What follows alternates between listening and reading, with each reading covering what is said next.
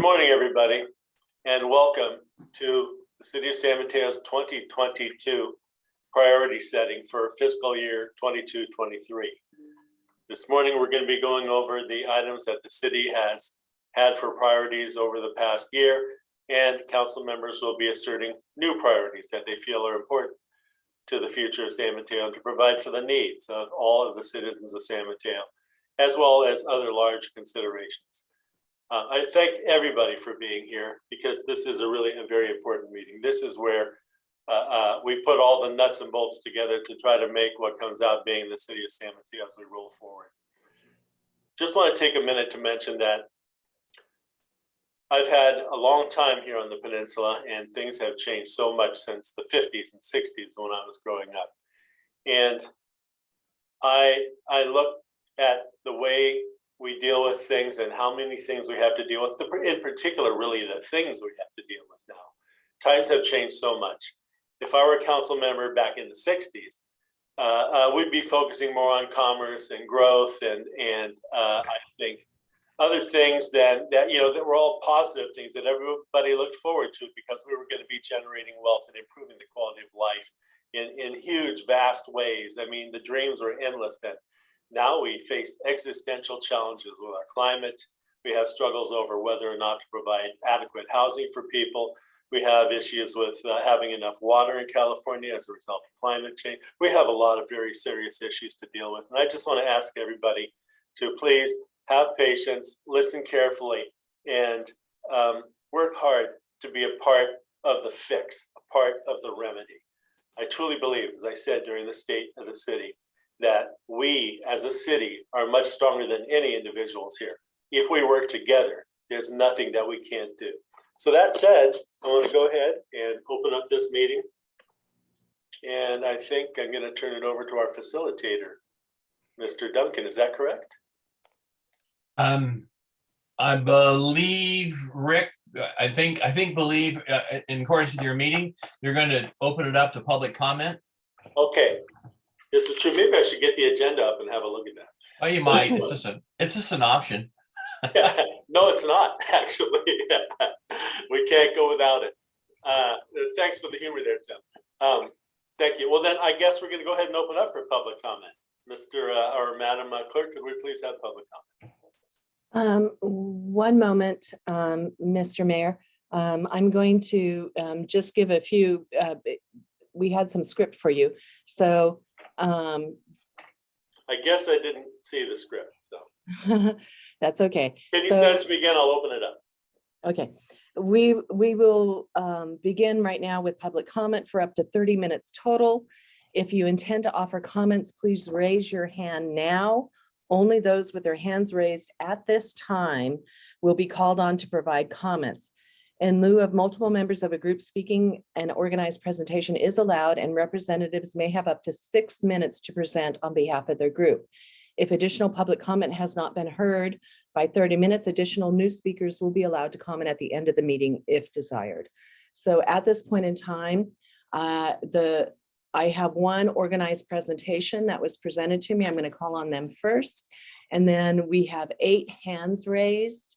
So the remainder of the public comments, Mr. Mayor, do you want them at 3 minutes each or yes, a different? How many hands do we have raised? We have 9 hands raised. And we have up to 30 minutes.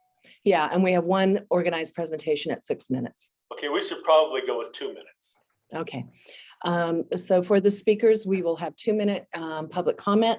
It is now 9:04. We will end the public comment at 9:34.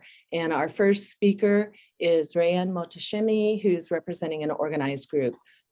Please go ahead, Rayan. Before you do that, Mr. Mayor, may I suggest that you, the first item on the agenda is the roll call. May I suggest that you go to the roll call first? Madam Clerk, may we have the roll call, please? Yeah, thank you. I jumped into public speaking. Councilmember Rodriguez. Here. Councilmember Gothels. Here. Councilmember Lee. Here. Deputy Mayor Pappen. Here. Mayor Bonilla. I'm here. Thank you. And then for the speakers, for the group presentation, I have a 5-minute timer and a 1-minute timer. So I'll be deploying those just so you're not confused. Or 2 3-minute timers is what I'll do. Okay.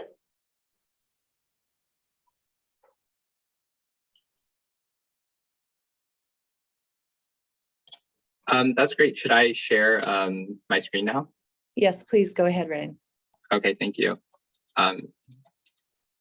And if possible, if I could have video, that would be great, but that's all right. If not,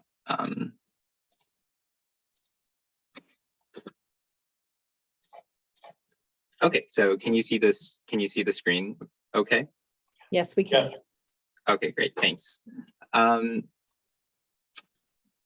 So good morning, council members, Honorable Mayor Bonilla. My name is Ryan Motoshemi, and it is a pleasure to be with you today to talk about our active transportation group that I'm a co-lead of, Move San Mateo, and our priorities for the coming year. Before I started, I just wanted to support adding 2 youth designated positions on the Parks and Recreation Commission. Okay, so a little bit about us. We are an all-volunteer team of folks living in and around San Mateo, and we are part of the Silicon Valley Bike Coalition. We came together towards the beginning of the pandemic to advocate for better active transportation infrastructure in and around San Mateo. In the past year, we have led multiple bike rides, spearheaded an effort to reduce speed limits around local schools, successfully advocated for better crossings of El Camino, helped organize Ruby Bridges Walk to School Day at multiple San Mateo schools, organized Bike to Wherever Day in May, and cheered on this council as it established a permanent pedestrian mall on B Street. We're partnering with local groups and businesses on a free bike maintenance event on February 6th. We have a Lunar New Year ride on February 20th, and are planning a women's ride for Women's History Month in March. Now let's get into our priorities for this coming year. So accelerating bike master plan implementation. We encourage the city to move faster than it's currently moving on implementation of the bike network. There are 70 bike facility projects identified in the 2020 bike master plan, but very few of these projects have been implemented over the past several years. Even just looking at the 20 high priority projects listed, it's clear that it could take well over a decade before just those improvements are implemented. We don't have decades to reduce greenhouse gas emissions. Our kids can't wait till they're no longer kids to have safe streets. But there is some good news. The federal infrastructure law and the governor's state budget mean that hundreds of millions to billions of dollars will be specifically targeted to active transport improvements over the next several years. We advocate for the city to identify a realistic but aggressive time-based goal to implement the bike network on the scale of years, not decades, and then evaluate the ability of the city to meet this accelerated goal with its own funds and staff capacity to take advantage of new grant funds. The key word here is aggressive. We should be more highly prioritizing active transport projects because the kinds of car capacity increases the city is prioritizing, according to our current budget, empirically do not reduce traffic or emissions in the long term. In order to make appropriate investments, it is imperative for our staff to have the necessary bandwidth to work on these projects and grants, lest we lose out on this once-in-a-generation opportunity of funds. Through our interfacing with the city, it has become clear that staff time and resources are the main limiting factor to accelerated implementation of the adopted bike network. As an example, in San Mateo, transportation planners handle parking/transportation demand management, project development reviews, and other transportation planning for bike projects. While in Redwood City, with a relatively similar population and budget, those roles are split, providing more bandwidth for all and giving staff more time to apply for grants. And of course, from a financial ability, increasing our matching funds would allow us to leverage more grants and be more competitive for those grants. So next to available staff resources, the biggest barrier to implementing bike and ped projects is, of course, funding. We support dedicated or new revenue sources for active transportation projects, including but not limited to dedicating an increase in the transportation improvement fee specifically to bike ped projects, expanding the parking in lieu fee program to include active transportation improvements, evaluating potential revenue from the sales tax or community facilities district measure, a business tax on large employers, and much more. It's less important how the money is raised as opposed to how and when it is spent. From a Safe Routes to School perspective, in order to aid in the implementation of education regarding the council priority of speed reductions near schools while increasing bike ped mode share, We ask that the city create a non-benefited part-time Safe Routes to School coordinator position. We think it's especially important to have this position as we get into lowering speed limits around schools.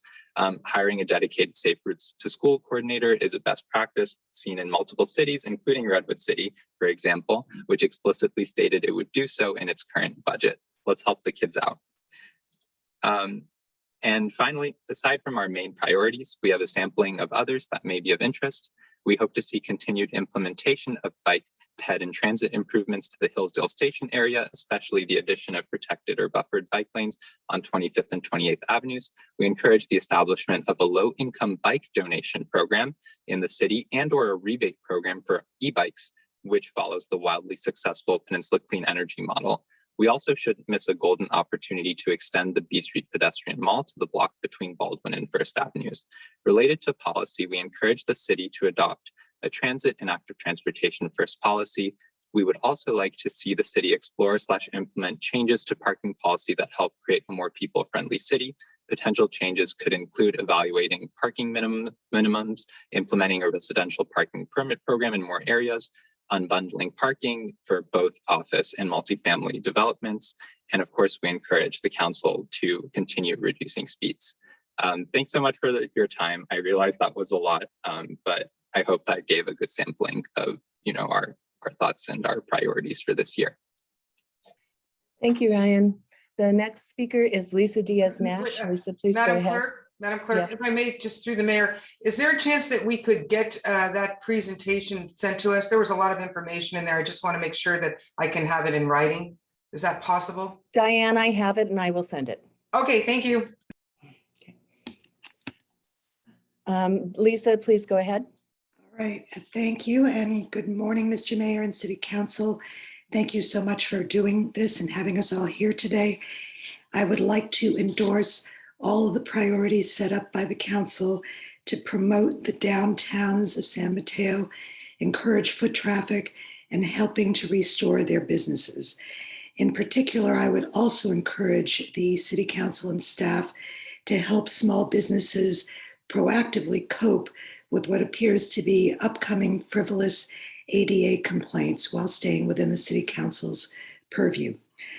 Number 3, in the area of trying to increase harmony as we increase the development of housing across our city, I would like to encourage the existence of a development pact template that developers could sign with neighbors in the beginning of developments, detailing how they will work with the neighbors to mitigate negative impact during the development. This list could be based on neighborhood input as well as lessons learned by prior developments in other neighborhoods. The final pact should be enforceable with the existing developer or any future developer who might take over the project. There also should be city staff identified who's responsible for gathering neighborhood input to create the pact and then enforce it. And then finally, I would like to encourage the council to approve the city staff objective to address serious structural issues at the Marina Library branch. This is a vital community asset for our neighbors, especially on the east side of San Mateo. Currently, it's too dangerous to let patrons on the marina deck. These repairs could be eligible for regional and state grants that could make it even more attractive. And I encourage the council to prioritize this. Thank you. Thank you. Next speaker is Alan Matlich. Go ahead, Alan. Yes, distinguished council members and staff, I'd like to endorse 2 objectives you are considering today. First, I'm pleased to see the progress that has been made evaluating the feasibility of a green fleet by 2030. More than 30 countries have announced dates for banning the sale of gas-burning vehicles, and frankly, the sooner the better. I hope this year the council will commit to completely converting our fleet to EVs by 2030 at the very latest. Second, greenhouse gas emissions from our buildings are a main contributor to our emissions. I was pleased when the council adopted a REACH code for new construction in 2019. I hope you will strengthen our code this year, but new construction will be responsible for only a tiny part of our building's emission. So I was pleased to see Mayor Bonilla's objective number 3 to establish policies to decarbonize existing buildings and infrastructure and to eliminate methane gas use generally by 2030. In 2018, the IPCC found that the world must cut greenhouse gas emissions by roughly 45% by 2030, just to have an even chance of keeping the world's temperature increase below 1.5 C. Furthermore, they found that reducing emissions from our buildings is a critical part of meeting that challenge. That was 4 years ago. We have 8 years left, and we have barely begun the effort to decarbonize our buildings. I strongly urge you to adopt Mayor Bonilla's third objective and plan for the decarbonization of existing buildings and the elimination of the use of methane gas generally. I thank you for your consideration.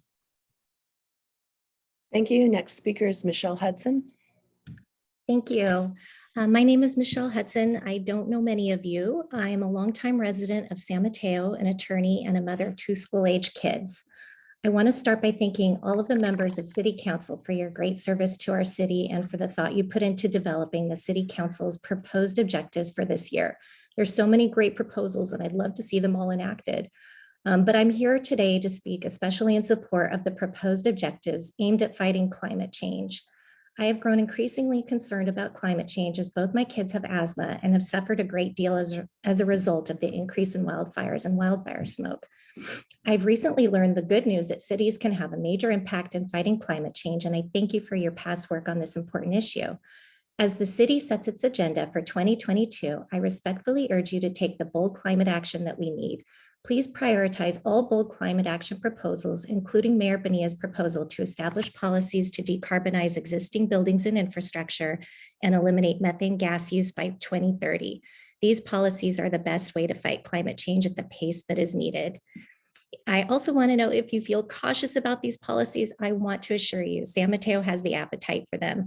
I've had many conversations with other San Mateans about bold climate action in recent weeks, and so many people have surprised me in some cases, and by saying, I'm with you 100%, what can I do to help? On behalf of all the climate concerned San Mateans, we look forward to partnering with you to take bold climate action in 2022 and beyond. Thank you. Thank you. Next speaker is Robert Whitehair. Good morning, Mr. Mayor, members of the council. Thank you for this opportunity to speak this morning.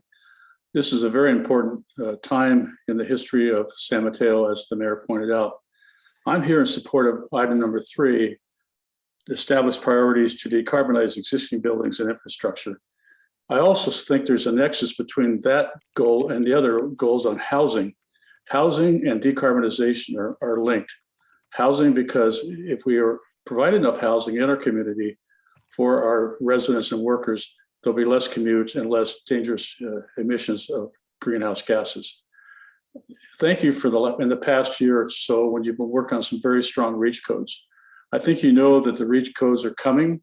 The draft model REACH code for Peninsula came out last week. A group of us will be working very strongly to help you adopt that. And as I think Michelle said quite well, there is an appetite in San Mateo to make this happen. And a group of us is working very hard to make it happen. It's going to be a heavy lift or REACH code that will adopt number 3.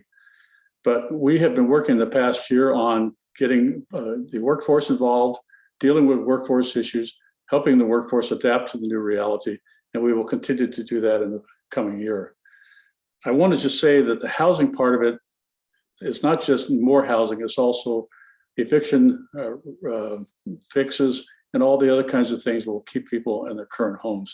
It's one thing to build new homes, which we need to do, but it's quite another to keep people in their existing homes. For the sake of the planet and for the sake of housing and decarbonization, please adopt a strong REACH code and establish policies. And as always, I want to thank you too for reading all the things that we've all been sending into you. I know you do, and I thank you for all that and all your hard work. Thank you, Robert. Next speaker is Heather Wolnick. Hi, my name is Heather Wolnick. I'm the current Parks and Recreation Commissioner, but I'm here speaking as a resident and a member of the group with Ryan, the Move San Mateo. First, I want to say I agree with everything in Ryan's presentation, and did want to let you know that we will also follow up with a written letter that includes all of the priorities that he spoke about. Second, I wanted to say, as a mother of also school-age children in San Mateo, I think prioritizing the active transportation network is really significant for our children, not only as safe routes to school, but also giving them the opportunity to more independently move around our city, as opposed to the parents having to strap them into cars to take them places, especially for our middle school and high schoolers. I also wanted to echo what my fellow San Mateans have said about prioritizing our policies and actions to fight climate change. I think we're in a good position to do that. I think the appetite, I agree, is here in San Mateo. And lastly, I also wanted to support the idea of adding youth commissioners to the Parks and Rec Commission. Thank you for everything you're doing. Thank you. Next speaker is Zachary Scott. My name is Zach. I'm 12 years old and I have lived in San Mateo my whole life. Thank you for your service to San Mateo and for your past work fighting climate change. This year, please work harder than ever before on fighting climate change because the time is running out to make a difference. Please support all policies that fight climate change, including policies to decarbonize existing buildings and infrastructure and end methane gas use by 2030. Thank you. Thank you. Next speaker is Saya Verma. Good morning, council members and Honorable Mayor Bonilla. My name is Sia, and I appreciate the opportunity to speak today. A few months ago, a group of young students and I came together to push for the addition of 2 seats on the Parks and Rec Commission, targeting the age group 18 to 25. We appreciate the support the public has just given us before the presentations, and we would like to note that this proposal has a generous support from the public overall and members of the council. Currently, there are no people under the age of 25 serving on the Parks and Rec Commission, which manages matters that impact the youth the most. There are a lot of youth that use the parks facilities and have really strong input that should be considered. By adding 2 seats, we will be able to further expand the representation that the youth receive. As this reform impacts the youth population most positively, it was imperative to gather the most youth voices, which our petition accomplished well. Almost 55% of 122 supporters are under the age of 24 years old, and in total, 82% of respondents are below the age of 44. Those beyond this age also show avid support for the voices of our future. More than 50% of this form's respondents reside in the city of San Mateo, while the remaining half is dispersed among San Mateo County, displaying how broad the support for this change is. We would like to provide this underrepresented population with a necessary voice in their future and our future, and these demographics most effectively support the demand for this change. Some opposition has been raised around the valid point that people 18 to 25 can already apply, but for this we propose launching a campaign in high schools and community colleges to raise awareness of these engagement opportunities. I would also like to note that there is some engagement already, and one visible example is our petition support and the Youth Activity Council. We hope you will support us in this push, and as it will truly have a great impact on our youth's presentation. Thank you. Thank you. Next speaker is David Hunt. Hello, my name is David Hunt. Thanks for hearing my comments this morning. I'm a resident of Hayward Park, and I wanted to echo support for all the topics that Ryan touched on in terms of how San Mateo grows its ability to handle increased density and growth that's required to hit the goals set by the state, and just to increase affordability, bring more citizens to our city. I think that really requires a very well thought out active transport plan, and the efficiency of public transportation and cycling and walking, along with the health benefits and the cost benefits to our citizens, and the increased focus at the federal level on prioritizing Vision Zero. I think those are all things that, in my experience talking with other residents in San Mateo, that are important to people I've spoken with and to me as well. I think a big part of that I'd love to see is a conversation around how we prioritize cars in our downtown core. I think there's an opportunity for San Mateo to really be a gem of the peninsula by expanding the B Street pedestrian plaza and making areas of downtown comfortable for kids and people to get around without their car. So thanks for taking your time. I also want to add at the end here of just 40% of California greenhouse gas emission is transportation, and keeping our eye on how do we get greenhouse gas emission out of how we get around our city is going to pay off big time in the long run. Thanks. Thank you. Next speaker is Mary Rose LeBaron. Hi, thank you. My name is Mary Rose LeBaron in San Mateo, the Baywood neighborhood. I would like to speak out in favor of the goals that lower our city's fossil fuel emissions the fastest. Today, I see that Mayor Bonilla has the goal of eliminating methane gas use by 2030. I support this goal and would like to encourage all other members of City Council to do the same. I'd like us to acknowledge the climate emergency demands that we recognize that burning fossil fuels has gotten us dangerously close to tipping the planet's climate, and it may be to a point that is irreversible. But by adopting this goal to eliminate use of methane gas by 2030, we are doing our best to be part of the solution. As a city, this is incredibly important. And as a taxpaying resident of San Mateo, I would like to see the City Council also prioritize lowering city emissions as fast and effectively as possible. I see other goals on the list that can help too, and I thank you all for that.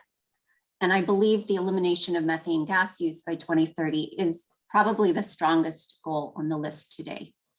This is for the good of not just my generation, but for future generations like my children and grandchildren, who will be bearing the brunt of many more weather extremes, droughts, and wildfires. Thank you. Thank you. Next speaker is Adam Lorraine, and we have 2 additional speakers after that, and then we'll close public comment.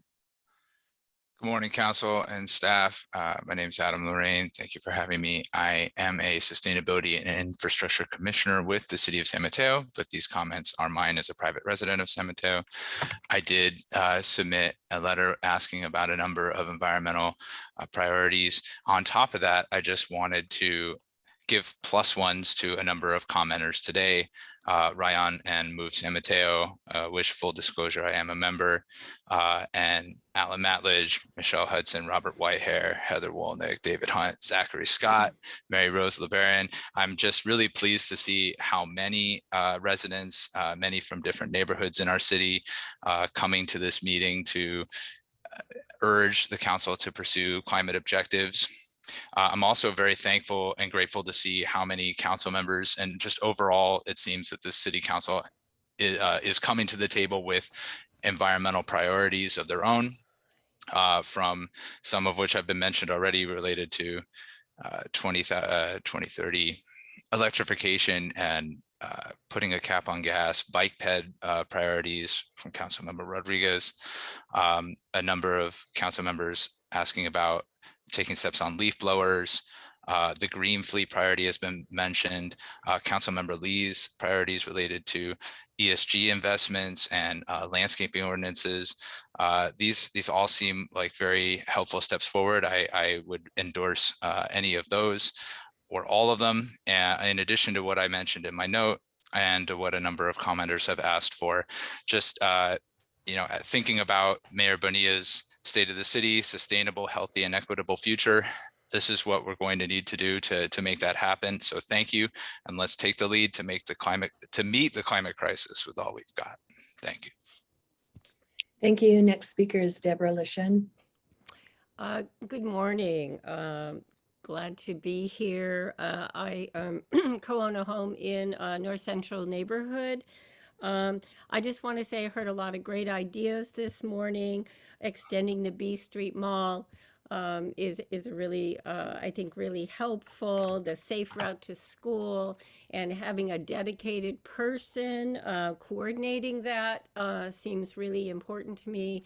I think we need to get our kids walking. I think it creates fantastic community to have kids walking together to school. The other thing is about, just anything that helps our climate is critical. You cannot be too aggressive on this. There is no such thing.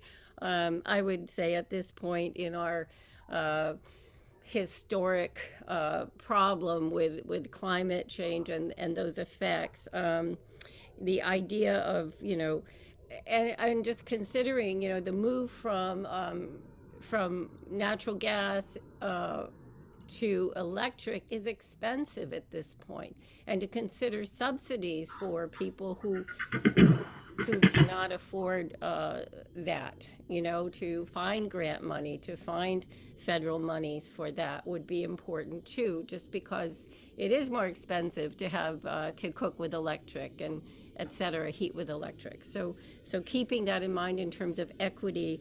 Anyway, just saying that, you know, the bike network, anything that we can do to get people out of their cars and walking and biking seems really important to me. So thanks for all you do. Thanks for your vision. Thanks. Bye. Thank you. And our last speaker is Justin Alley.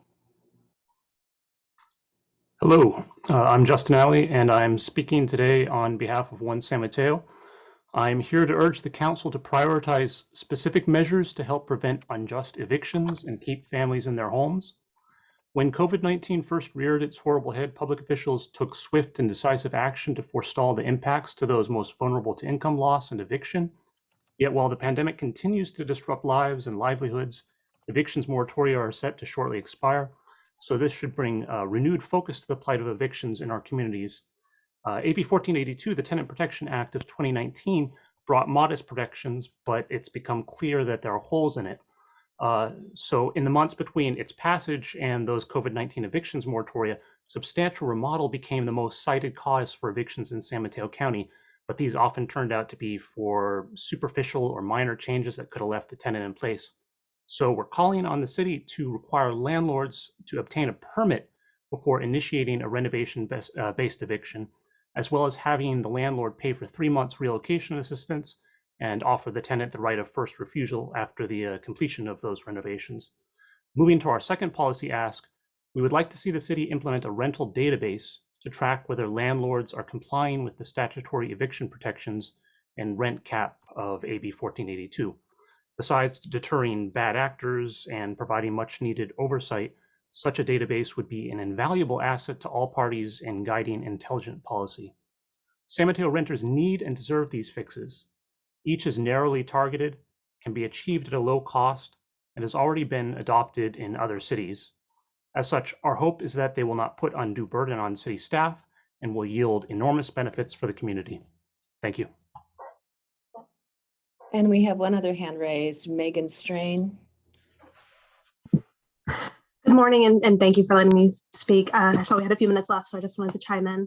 And I would like to echo my fellow citizens of San Mateo and their concerns about climate change. I'm 26 years old, and I'm honestly so scared about climate change that's going to happen in my lifetime, in a lot of our lifetimes. And I do really want to echo any climate action that we can take as a city. Anything that even seems aggressive or really bold, to go ahead and consider taking that change, taking that action, especially the priority to establish policies to decarbonize buildings and infrastructure and to eliminate methane gas. Thank you so much. Thank you, Mr. Mayor. We have no other speakers.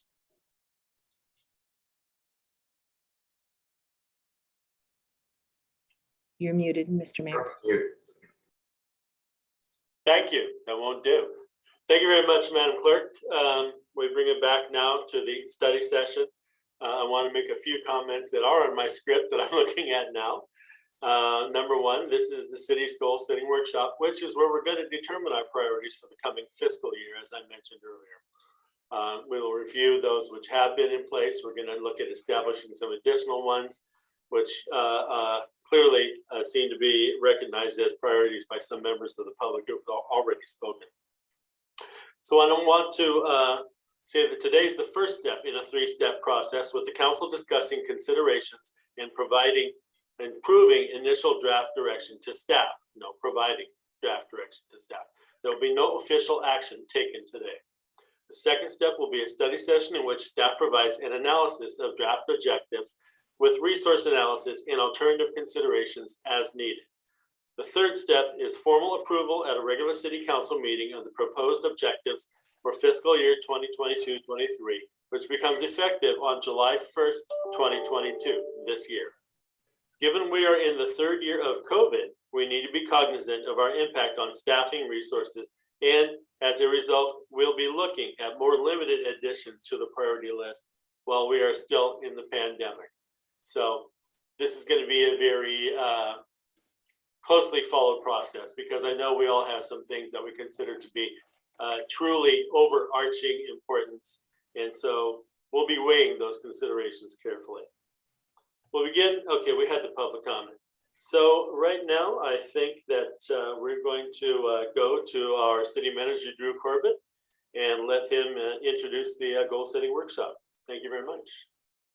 Great. Thank you, Mayor Bonilla, and good morning and welcome everyone. Thank you for being here. As Mayor Bonilla just mentioned, today is just the first step in a three-step process to set our strategic direction and really the foundation for our budget for fiscal year 22-23.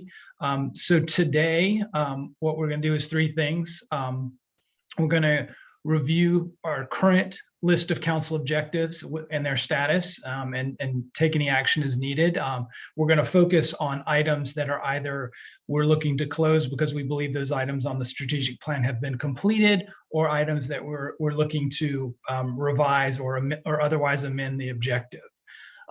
After we do that, we're going to do a quick review of some of the major department initiatives. These are things that don't reach the level of being on the strategic plan, but we do want to provide visibility to the council and the public to these items, because they are items that are taking significant staff resources. And then third, we're going to review and take action upon each of the council member considerations that were submitted for this year's strategic planning process. We have for, I think, Tim, this is the 4th or 5th year you're with us, but thank you for being back and joining us. We have Tim Duncan to facilitate, and I'm going to turn things over to him to go over the ground rules for today. Cool. So as we go into this, the thing I'd like to remind the council now, and with kind of my style, you know, this is a more relaxed time. So now we've kind of moved out of your normal formal city. This is your opportunity to actually have a conversation among yourselves. So no official action being taken, which means you're giving ideas and you're sharing your thoughts about those ideas. So you get a chance to talk to one another. So as we go through this and as we go through the priorities, I will walk you through them. I'll go over those rules of how we do that when we get to that phase, because I tell you now, we'll all forget by the time we get there, and I'll just have to do it again anyway. So I'll catch that when we get to that stage, but we're going to walk it through. But think of this more now as I guess you're always in a fishbowl, but it's a fishbowl offsite, and you get a chance to actually talk to one another and share some ideas about the future of this city and what you want to be planning for.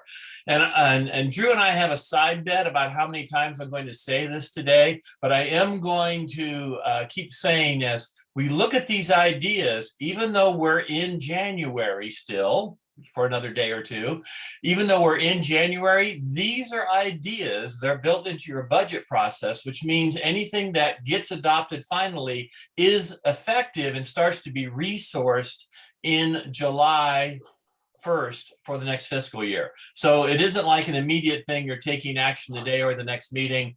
That would be a different process. This is building into the budget process, and everything becomes effective July 1. All right, with that in mind, as we go through our three things, I'm turning it back to Drew to walk us through the items on the current strategic plan that are up for consideration. Drew? Great, thanks, Tim. And I think Kathy is going to share her screen so we can see the current year objectives. All right, great. Thanks, Kathy. So as I mentioned during my initial remarks, we're really going to focus on the items that are highlighted in yellow. These are items that we're either suggesting be revised or they're items that we believe are completed and can be removed from the strategic plan. If, as we're going through this, there are items that are not highlighted that any council member would like to ask a question about or otherwise discuss, please feel free to do so. And with that, I will get started. We're going to start with actually item number 1 is highlighted, and that objective is to reconstruct all failed streets in San Mateo by 2024. And staff is suggesting that we revise that objective to extend it to 2026. There's a couple reasons for that. We last did a study session, I think a little over a year ago, where we talked about the status of the overall street improvement program. And at that point, we noted that we believed that this objective would go out, or we would complete the failed streets by 2025. So actually last year, we probably should have adjusted this objective to 2025. This year, we're requesting to push it to 2026. Primarily, this is a function of the size of the packages that are in design for these for the last set of failed streets. These consist of 3 pretty large packages. One is $7 million, one is $10 million, and one is $12 million. So there's somewhat of a funding aspect to this, and getting the funding together for those 3 packages over between now and 2026. But this is also just also a function of the size of the packages and the work that would need to be done. We think that it'll be really intrusive. It would be really intrusive to have all 3 of these packages going at once. Obviously, when you are reconstructing streets, it's impacts traffic patterns and impacts people's ability to move throughout the city. And so we think that for that reason, it would be good to spread these packages out and do them sequentially and not in parallel. And also, we also want to make sure, because of the size of the package, there's going to be a lot of inspections. And we want to make sure that this work is done right and done at an appropriate quality. And doing them sequentially will facilitate that as well, and not have us having to inspect so much that we might not be able to catch everything we would want to catch during the inspection. So any questions on that one? I have one quick question. It says that the final design agreement for the last 2 phases is going to be awarded. That's this month. And has that happened? I'll ask Public Works Director Azalea Mitch if she can address that timing. Yes, we have. We selected the consultant, and so that they are on board to begin that design. Okay, great. Thanks. Yeah, on a brief side note, I think I told Larry Patterson that I would retire from the council as soon as this objective was accomplished. And so the faster you go, the sooner you can get rid of me. I'm just throwing that out there. So can we add 10 more years to this program? I was thinking along the lines of expediting. Yeah.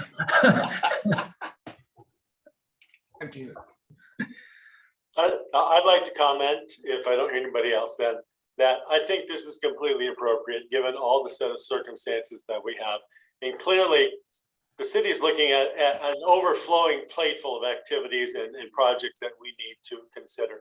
I think certainly providing for more orderly process on the streets in terms of the public's abilities to move around without having a road project, either on their block or down the street in every neighborhood is probably a good idea. And I also like the idea that I believe this spreads out our expenditures, which makes it easier for us to manage. Because right now we have, like a 5-pound bag with 30 pounds of stuff in it that we need to fund.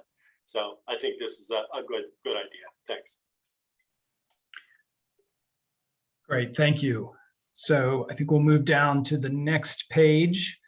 And the next 3 items, I'm going to, number 10, number 12, and number 13 are all items that are Public Works related. We're looking to revise the objective predominantly to, I think, more accurately reflect the work that's being done by staff. And so I wanted to ask Public Works Director Azalea Mitch if she could comment on the revised objectives for number 10, number 11, or excuse me, number 10, number 12, and number 13. Yes, good morning, council members. Azalea Mitch, Public Works Director. With respect to priority number 10, we feel that this objective is a little bit confusing. It convolutes both the neighborhood safety issues with congestion problems, which tend to be more larger in scale and regionally related. So we are proposing to decouple the 2 and to have number 10 solely focus on traffic issues. This objective, we would continue to evaluate the safety related concerns that were raised in the traffic action plans We would use our data-driven approach to prioritize those improvements and would continue to apply our traffic calming policy. So we're really hoping that this can help us with the work plans that we propose to you every year to have it really be focused on the neighborhood piece. This is what I'll do right now is I'll jump to number 13 because they are related. On number 13, we're proposing to have this be our congestion priority. And that means us being able to report to you on our efforts and coordination with agencies such as the Transportation Authority, CCAG, and to focus on larger corridors, congestion that happens along them, and also our highway projects. So our proposed objectives here help us clarify, one, the neighborhood piece, and two, the larger scale, more regional congestion related problems. Any questions on decoupling those two, 11 and 13?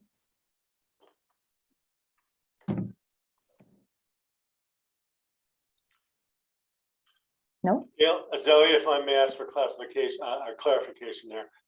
You connected 10 and 13, and I think you're talking about combining them. No, we are talking about keeping two separate ones, but clarifying the objective. So Okay. number 10 to us confuses the very localized neighborhood concerns such as speeds and cut through traffic with congestion. We would like 10 to be solely focused on the neighborhood safety concerns, and then for 13 to be focused on congestion relief, so that we can report to you how we're working at the very local level, but at the same time on larger issues that really focus on our arterials, on our connections to our highways, and that require a lot more collaboration with Caltrans, Samtrans, the Transportation Authority, and CCAG. Yeah, thank you. I think that makes a lot of sense.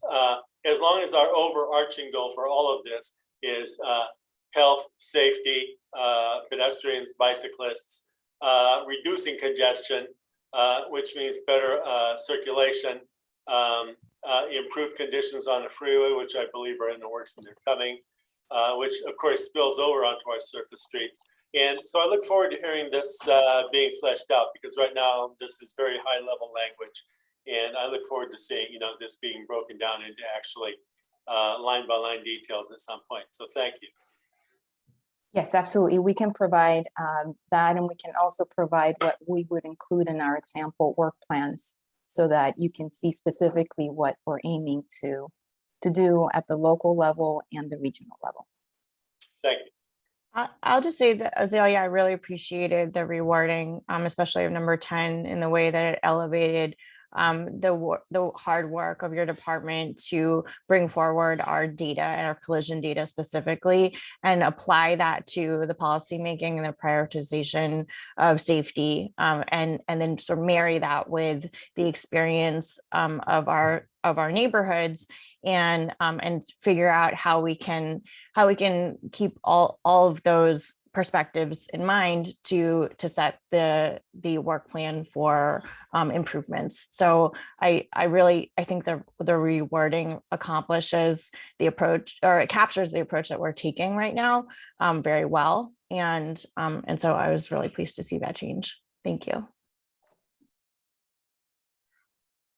I think it helps residents to understand the duality of the issue as well. I mean, we want to speed traffic up in places where there's bottlenecks, and we want to slow it down in places where kids are walking on the street and trying to enjoy their neighborhood. So it doesn't make sense sometimes when we're addressing them both together. And but residents will come up and say, I want to get where I'm trying to go, and there's too much traffic. How do you help me there? And they also say, there's folks cutting through my neighborhood and speeding down the road. How do you keep my kids safe? So I appreciate that we're trying to address both of those issues, and I think it makes sense to address them separately. Thank you, Azalea. I'm sorry. Does anybody else have any other comments? I'd like to say ditto. That's a good way of dissecting it. We want to slow it down where our kids are. We want to speed it up in certain areas. I totally concur with that. And I concur with Councilmember Lee that this articulates it very well. Councilmember Rodriguez? I was basically going to just say the same thing. And another thing I appreciate about this approach is that, you know, every neighborhood can say they have traffic as an issue, but it means something different to every single neighborhood. So if you go to Baywood, they're going to say traffic issues are different than central neighborhoods. So I really like this great work, Azalea and the Public Works team.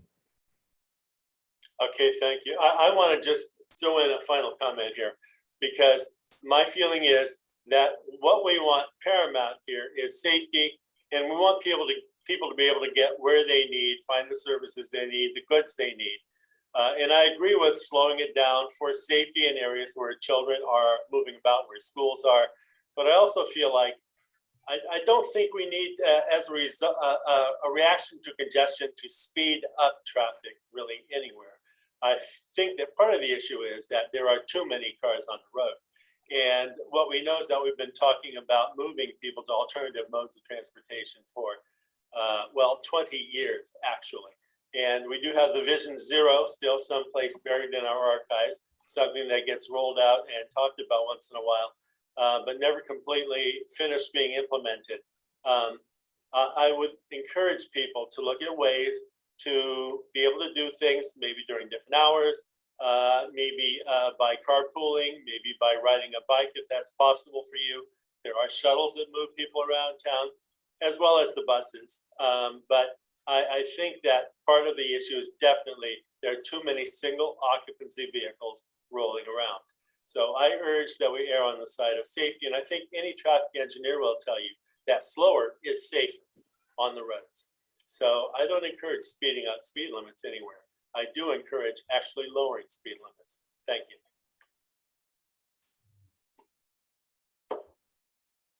Well, thank you all for the feedback and the comments. I think you captured our intent rather well in terms of decoupling the two, but keeping both as high priorities, because we are working on both efforts. It's just that the approach is different in terms of the issues at the very, very local neighborhood level, and the larger efforts as it relates to our corridors that lead us to the freeways and so forth. And just Mayor Bonilla, to your last point, part of our work plan in terms of working with CCAG and other regional agencies is to also look at ways to give people opportunities to use other modes of transportation, and also working with businesses on our traffic demand management ordinance so that people do have options to get around. So we thank you for helping us here to clarify these objectives on 10 and that was 13. Yes. I want to say thank you, Azalea, for those statements. I know that if we are to make good on our promises to make pedestrians and bicyclists safe on our streets, then these are some things we have to do. Thank you. So the objective number 12 is currently reads as minimizing parking impacts throughout the city. And we would like to clarify this objective, because it's a little bit vague. Our projects in the public right of way do have quite a lot of impacts, and we are being faced, as we transform our downtown with parklets, with our pedestrian mall, we are losing parking in those areas, but there's definitely plenty of supply since we have our parking garages and so forth. What we would like to do is get your support in helping us to be able to implement the goal here a little bit better for you. So we're making it, although it's a little bit, to us, it's vague. We're actually asking for your support in helping us take a step back and really letting us focus on optimizing the existing supply that we currently have, so that we're doing our best to be able to use our assets more efficiently. Example work plans that we would propose, utilizing the data that we do collect to inform you on potential consideration for parking policy changes, implementing a new parking payment technology project, just like we did, installing, ability for people to be able to park, know where there is available parking, like we just completed. So ways that we can better utilize our parking supply, but not necessarily with the goal of minimizing impacts, because there are challenges and competing needs of the public right away. Do you have any comments? Very briefly, I just want to emphasize that we still have a lot of education to do. There is a tremendous amount of unutilized parking in certain areas of the city. Just this week, I know that I parked in at least 2 places, an underground parking garage under a building that allows free public parking in off hours. I was the only car in the parking garage. And then just yesterday, I parked at the Caltrain station underground parking lot. Again, I was the only car in the parking lot. There is a tremendous amount of parking available to folks. We need to continue to educate people that it's very safe and it's easy, it's convenient, and you shouldn't circle the block 3 times to park right in front of the place. It's actually very enjoyable to park and walk where you're going. It's quite nice. Anyway, so continue the education efforts. There's lots of parking out there. Just find it. I would just like to, I second those sentiments wholeheartedly. I sometimes feel as a council member, I have like access to secret parking spots that are available to everyone. And it's really sad to hear, oh, I couldn't find parking to go to the movie theater, when you know that there's a whole garage that's empty. So I definitely agree with Councilmember Gopal's comments there. Council members Pappen or Lee? Okay, I'd like to add a comment, which is, I know that on item 12 here, the original focus was parking impacts throughout the city. And I see that under the details here, we talk a whole lot about downtown parking, which is important. And I agree with comments that were just made by Council members Goethe and Rodriguez. However, I do want to make sure that, as it's stated here in the proposed revised objective, to optimize existing supply, which I know is difficult in the neighborhoods, but I think it's still something we have to look at, because we do have some neighborhoods that are severely impacted. And I think we need to examine and try to find ways to see if we can better manage that situation. Thanks.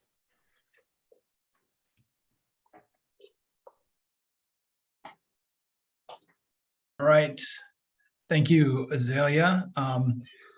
We'll move on to item 14, which is the Safe Streets Neighborhood Street Closures. We are recommending removing this due to completion. This was a very narrow scoped objective that was predominantly applicable during really the height of the pandemic, when we had closed some segments of streets to allow for recreation opportunities, because some of our parks were closed due to the pandemic. We reopened these streets that had been formerly closed, and we're continuing to transition our Safe Streets program to a longer term traffic safety program. So again, this removal is just simply of the streets that we had closed, that we had reopened earlier in 2021. Through the mayor, may I ask a question about that? Yes. You know, I've been through on many streets in San Francisco while I was, I've been up there for my son's sporting practices. And I've noticed that on many really side streets, they have what look to be kind of permanent, they're permanent signs that say that, you know, where this street is for local traffic only. It's not officially closed, but it's trying to channel the traffic onto the bigger streets. I'm wondering, have we ever looked into doing something like that on a more permanent basis before we just kind of close down this program? So Zoe, do you want to address that? Yes, if I may respond. So I've seen the same sign. I was actually in San Francisco last weekend. They're permanent, and we have not considered that for the city, but we can definitely take a look at how that's working in San Francisco and in other areas where they actually took that step to make these more of permanent installations. The focus that we did, through COVID here was in areas where we felt the recreational piece was important when all the parks were closed. But from a traffic control and looking at, cut through traffic, we can definitely evaluate. That might very well fold into, our priority here in terms of looking at localized neighborhood safety issues. So I could see that being folded in the priority that we already have, so number 10, and trying to see how we can incorporate that into our assessments. And would that be also, I guess it's part of the bigger umbrella of looking into reducing speeds on neighborhood traffic or neighborhood streets? Indeed, and cut through traffic. Perfect. As well, Thank you yes. so much. So we can fold that into 10. Thank you. If I may interject briefly. So I think as part of that analysis, we'll have to take a look at the vehicle code and what, if any, restrictions there are on restricting access to residents and prohibiting access by others. So I think there may be some limitations on that kind of activity in the vehicle code. So I think that would be part of the analysis.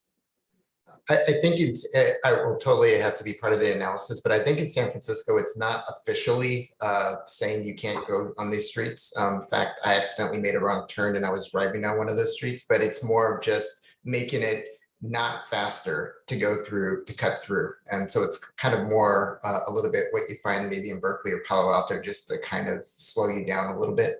So I don't think it's saying you cannot drive here if you're not local. Okay, understood. Thank you. Councilwoman Lee or Pavan? I could see that working in North Central where people are doing donuts on our streets might be a good deterrent.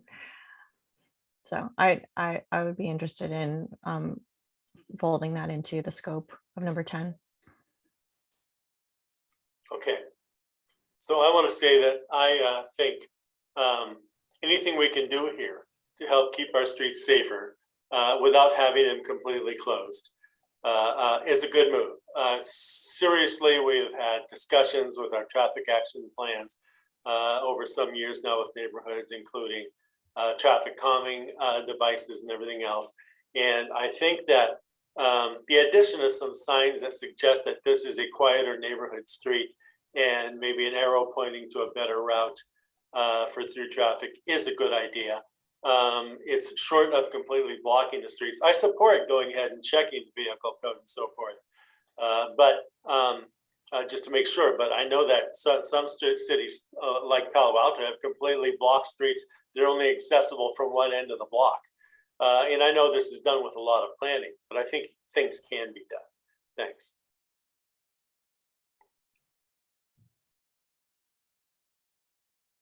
Any other comments? Okay, let's move on to the next item. All right, thank you. So the next item is item number 18, create a senior library outreach program for home delivery for homebound seniors. We're recommending that we remove this due to completion. This initially started off as a pilot during the pandemic. We've learned that based on the demand for the program, that we can, the library is able to accommodate this with the existing resources. And we currently have a cadre of users of the program, and it seems to be running pretty well. So we think we can take this off as it's just now part of the library's regular operation.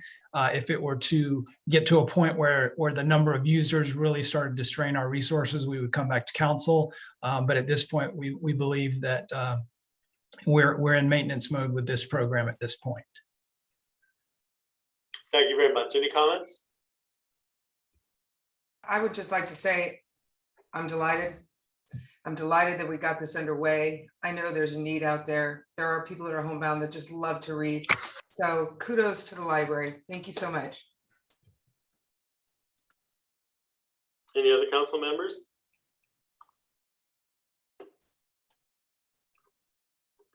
Seeing none, I agree that this is a program I think that we can go ahead and remove. Okay, then move on. Items 19, 21, and 22 are all items related to the police department, and they are recommending revising the objectives. And I think in this case, these are all situations where the revised objective reflects the work that's already been done on these programs, and it's sort of taking these programs from being initiated to going into more of a maintenance and continuation mode. And I'm going to turn things over to Police Chief Ed Barberini and ask him to expand upon these revised objectives. Thank you, City Manager. Good morning, Honorable Mayor and council members. Yes, to echo the City Manager's comments, we're very happy to report that for the 3 objectives, the deliverables that were identified prior to last fiscal year were met during the course of this fiscal year. What we did learn during that process was the value of each of these objectives, and therefore our reluctance to suggest or recommend removing them. Not only do we think that they will prove useful and beneficial in the next fiscal year, but we also think that there is potential to enhance and move them forward to make them even more effective. I'll go through each of them fairly quickly. Number 19, the enhancing police accountability, transparency, and working with our mental health and social services. As we've reported to the council, and you are all aware, we currently have accomplished the deliverables that we set out to accomplish, with the big one being, the large step being the addition of a mental health clinician that's embedded in the police department in the field with staff responding to calls in real time, side by side with police officers. That's proved to this point to be very, very effective and well received by both staff and those that we are serving. Moving forward, the reason for the suggested revision is we see a great deal of potential into building on our transparency and accountability efforts. We have built a very robust and unique transparency and accountability program that we get a lot of inquiries from other agencies and cities as to how we've done that, and it's being emulated by many others. But we see some potential to promote that even or to move that ball forward during the next fiscal year. We just recently started collecting data in accordance with the Racial and Identity Profiling Act as required by law. That we will be reporting at a much swifter rate than the state requires. So we're looking at quarterly reporting with that, which we think will be very, very beneficial. We're looking at providing some tutorials to our transparency page in English and Spanish to make that much easier to navigate. And we're also revamping the page slightly so we can do an annual comparison, so we can compare year by year as far as the data that we present and make available to the public.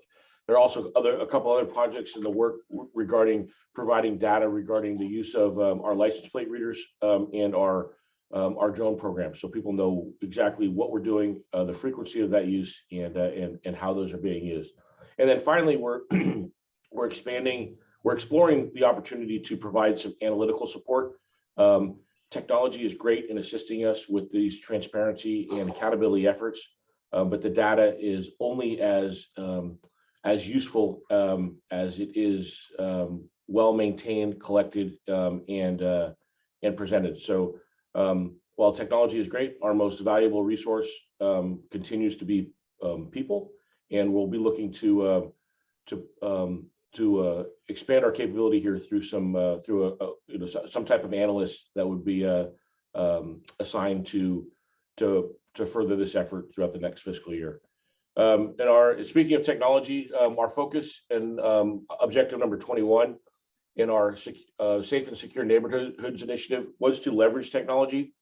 This has been an objective for some time, and having been fairly new to the city, it has always kind of been a vague initiative. So our goal last year was to say, okay, well, how can we measure whether we're being effective here, and what are we going to do to actually provide for this initiative? And we focused on technology this year. The big step with that was the license plate readers, although it was not the only step that we've taken. Those have proved extremely successful. While we were kind of the lead in the county, we don't have a lot of those units deployed in the city compared to some of our neighbors who are not quite as large as us. However, our collaborative efforts with those entities have proved extremely successful in not only the number of cases, but we've had some fairly high profile cases that including a homicide that otherwise may not have been solved without the use of this new technology. So we're very grateful for that. Moving forward, we're looking to evaluate whether our technology is meeting our needs, and it's not just license plate readers. There's again, the volume of information we're able to collect now with electronic devices, including cell phones, tablets, laptops. Sometimes we do a great job of preparing search warrants and getting court orders to access information that helps us solve crimes. But the volume of information is so great that it's not feasible for an individual to sit there and sift through. So we've invested in technology to help us more effectively and accurately analyze those pieces of evidence. We are so far it's been very successful. We're looking to build on that moving forward throughout the year. And then finally, we've committed to communicating it in every way possible with those that we serve. This started over a year ago when we started our Real Talk series, which continues. We try to do that every other month, so we do five or six a year. Over the course of the last year, we also initiated a community policing academy, an 11-week academy that had 20 graduates of that program, which was very, very well received. And we made a point to make our classmates or attendees, for lack of a better term, as diverse as possible in what their views are and experiences have been with law enforcement. And we kind of opened our doors, and it was to try to eliminate any mystery or ambiguity about how we operate as a police department. And that engagement effort seemed to resonate very, very well. And we're looking to not only do that again and continue that on an annual basis, but in the upcoming year to develop a curriculum in Spanish and to develop unique curriculums that may be more applicable to specific populations, including our youth and senior population. So that's exciting that we're excited about moving forward. We had to change a little bit of what we do. We're usually very welcoming and we encourage individuals to come out and do ride-alongs with us. Obviously, the pandemic has made that not possible. So we brought the ride-alongs to the public in the form of virtual ride-alongs, which seemed to work well. We were fortunate to bring back National Night Out, which is an annual event that we were able to do safely this year, which we were happy about.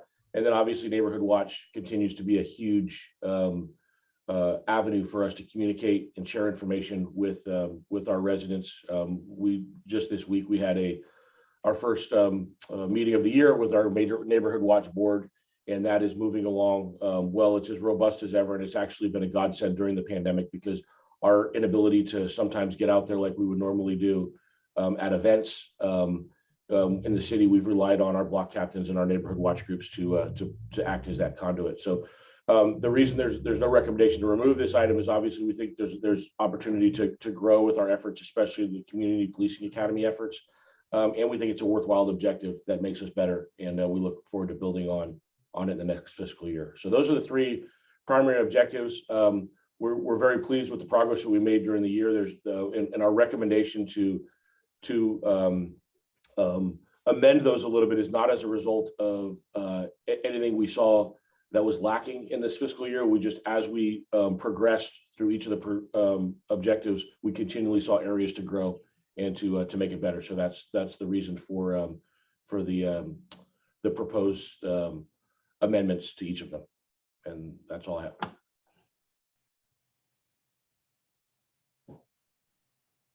I'd be happy to answer any questions or. So I'm gonna, as your facilitator, start stepping in a bit here more on these because Drew, you're gonna handle all of this, but I want you, council, I just want you to know that my clock in my head is starting to get a little nervous because I want to get to your proposals as well. So I'm gonna help here and try and push this through a bit. council members, do you have any questions on these? Because as Drew indicated, this is moving from implementation to ongoing status in each one of these. Anybody have an additional comment to add? Thank you, Tim. That's exactly what I was going to say. Please go ahead, council members. No, good work, Tim. Speed this along. Yeah, I'm on it, Joe. All right, Drew, moving on. All right, thank you. I think the next couple are pretty straightforward. Number 28, transition to district elections. That's finished. We successfully did this past year. So we're going to planning on removing that. Any issues there? I'm incredibly impressed. I can't believe we did this, and I know how much time staff spent on it. So good job. Just amazing job. And I want to say thank you. I'm happy to actually be finished with that and moving on in a direction that is clear for the rest of the residents of San Mateo to know how things are going to work, that there's going to be an opportunity to have a different kind of representation in the neighborhoods.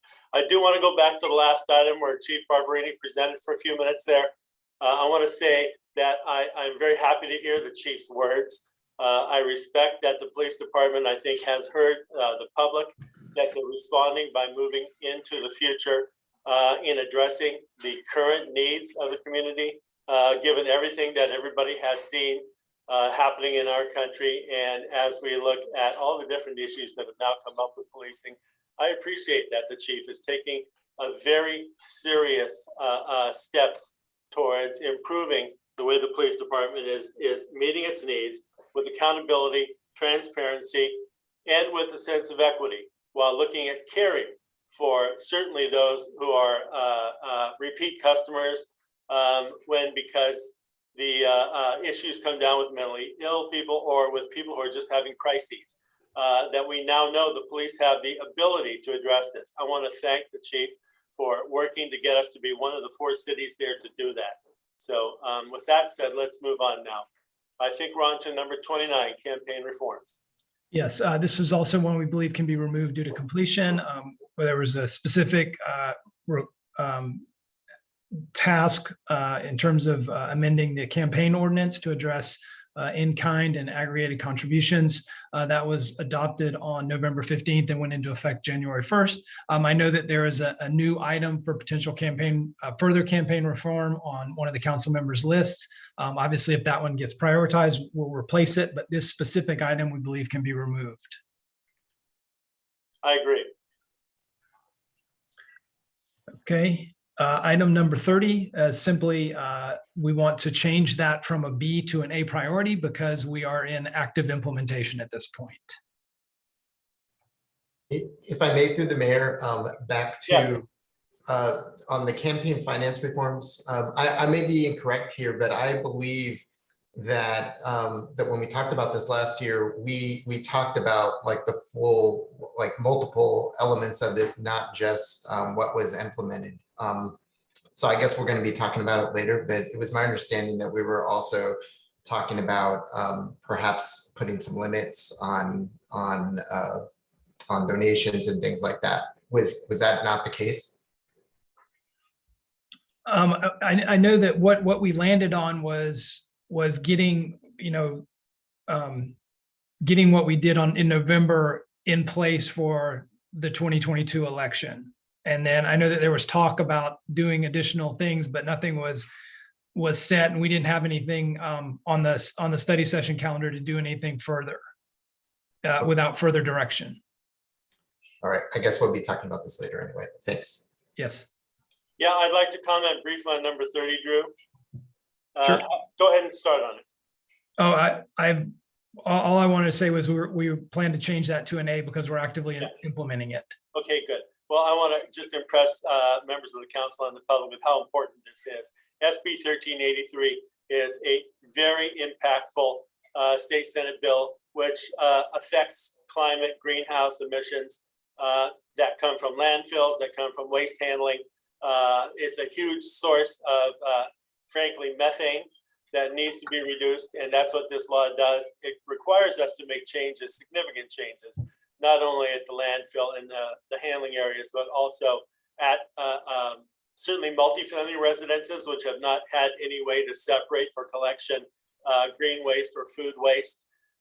It takes great advantage of restaurant waste, which is good because this waste can be resourced and either used to make a natural gas. It's actually a biogenic natural gas for fueling possibly trucks, but mostly creating energy. We recently, though, have visited a new facility that's making bioplastics. So it's a whole different process. They look like plastics, they act like plastics, but they're not. This material, our food waste and our green waste, can be used to do that. It's mandatory that we divert it to a meaningful use that stops the pollution. And I see this as a really great reuse of those materials. So I urge everybody to look at this. I can actually see if we can. That's all. That's enough for now. Thank you. Cool. All right, thanks. I'll move down to item 35, which is evaluating appropriate frequency for standardized and routine statistically valid community surveys. We're suggesting removing that. This is another item that I think is just moved into maintenance mode. We did our first community survey in 2020. Our second community survey is currently underway, and we'll have results on that this spring. And our plan is to budget funds to do a community survey on a biannual basis going forward as part of the operating budget. Council members? I just am so grateful to see this come together, and I think it's going to be invaluable data that is statistically valid to track our progress, and the fact that it's going to be budgeted as an ongoing item and baked into our processes is I think a real accomplishment. So I'm really happy to see this and happy to see it removed.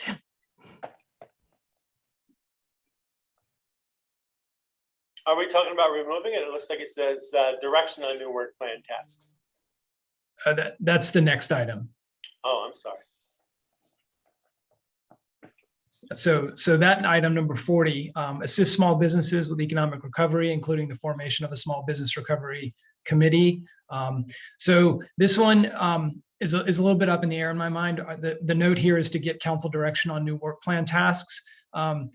So the Small Business Recovery Committee has been formed. It's been meeting regularly. I think it's starting to move towards becoming a smaller working group as we move further into recovery. And outside of that, obviously we have an economic development division led by Jennifer Chen that is assisting small businesses, working with DSMA, working with the chamber, working with businesses throughout the city on a regular basis. So small business assistance is part of our core work in one of our divisions in the city manager's office. So the question I have is, given that and given where we are with the Small Business Recovery Committee, I think this item could potentially be removed and deemed complete. Or if not, I think we would like to get council direction on what they'd like to see in the work plan for this going forward. And that's not necessarily a discussion for right now, but it is something that I think we would want direction when we came back. If we're going to keep this on the list when we come back to do the study session as the next step in the process, if council had some thoughts about where they wanted us to go with this particular objective, that would be helpful for staff. I want to ask a question. Isn't this something that actually our economic development director works on with small businesses throughout the city all the time? Yes, that's part of her core work.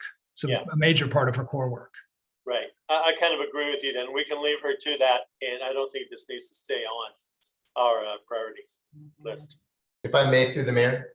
Yes. I agree. I agree with this. This was really a all hands on deck effort right in the middle of the pandemic to do everything we could. And I think that I think that now that hopefully we are heading to a more solid recovery, it's not that this isn't important. Small businesses aren't important to the council anymore, but it can go more towards standard operating procedure. And I, as attended all of those small business subcommittee meetings, I think that this recommendation from council to move, from city staff to move it makes a lot of sense to me. I support that as well. Okay, great. Thank you. The last item that's highlighted is evaluate a street closure on downtown B Street. We simply want to revise this objective to reflect where we are. So the revised objective is suggested as design and implement capital improvements for the permanent street closure. I certainly favor that.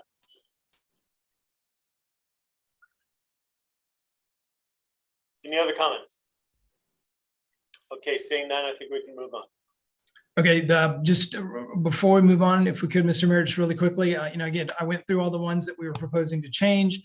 Before we move to the next step, I just want to confirm no questions on anything else on the existing priority list or any items that council desires to remove. If I may, through the mayor, yes. One overall question I had, and I know we're running low on time, so I don't want to get too far into this, but there is a lot of stuff here, and one of the things that I'm sure some of my other council members probably dealt with when we're coming up with new priorities is to what extent do we have capacity for a lot more new priorities, given like these major initiatives that we have going on here. Do you have any comments on that in general? Yeah, sure. I can comment on that briefly. I think or not a lot, but there's a number of the priorities that we'll go through that are new, that are, sort of embedded in existing priorities and might be something that would just be a part of the work plan in an existing priority. So some of that will take care of itself. Just through an existing priority, because so many of these priorities are year-over-year type of priorities.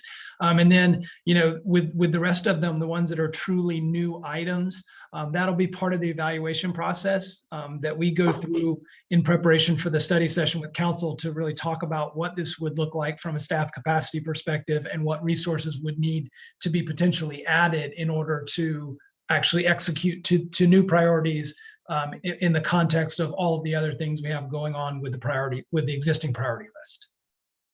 Got it. Thanks, Drew. Thank you very much. Okay, on to the next action.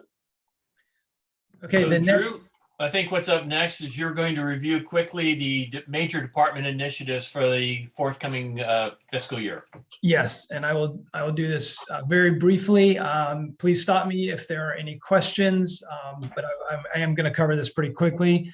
Again, as I mentioned, these are major department initiatives that do not necessarily aren't going to go on the strategic priority list for council, but they are things that will require significant staff resources to execute. And so we wanted the council and the public to be aware of these types of things that we're doing. So in the city manager's office, we want to do a new print mailer to all residential households, highlighting various city-related initiatives, projects, and programs. We've learned through our last community survey that we did in 2020 that mailers are actually the most effective way to communicate with our residents, and so we want to make sure that we're doing those for project-specific items, but also highlighting major city initiatives, and projects and programs. We also want to establish a city style guide that sets standards and guidelines for our external communications in an effort to have a more consistent and reputable brand. That's something we've been talking about for a number of years, but we really want to work on this during the next fiscal year and execute to that. Finance is going to implement the replacement of Eden. That will actually be an item that's coming to council for the next phase of approvals in February. This is the finance and human resources system, and is really the backbone of really everything we do. And so it's something that all city departments will be involved in and will take significant resources. For community development, they want to develop an ordinance that implements Senate Bill 9, which allows for 2-lot subdivisions and duplexes in single-family residential districts. They're looking to refine the project pre-application process. That is a very significant lift that I think will be of great benefit to project applicants when we're able to get that implemented.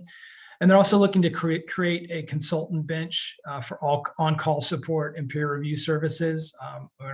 make sure that we have folks that are available to do the work we need to do from a consulting perspective, and can meet the needs of the development community.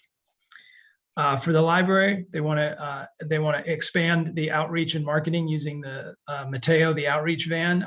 We've had that van now for I think 3 years, and obviously it's been a little bit limited with COVID, but hopefully as we move into the next phase of things, they're looking to be able to utilize Mateo better and get it out in the community more and more. Public Works is going to be focusing on emergency management response, training, and planning. And then for Parks and Recreation, they want to plan and commemorate the 100th anniversary of Central Park, which will take place this summer. And so that's the major department initiatives that are not on the strategic plan, and happy to take any questions. Do we have any questions?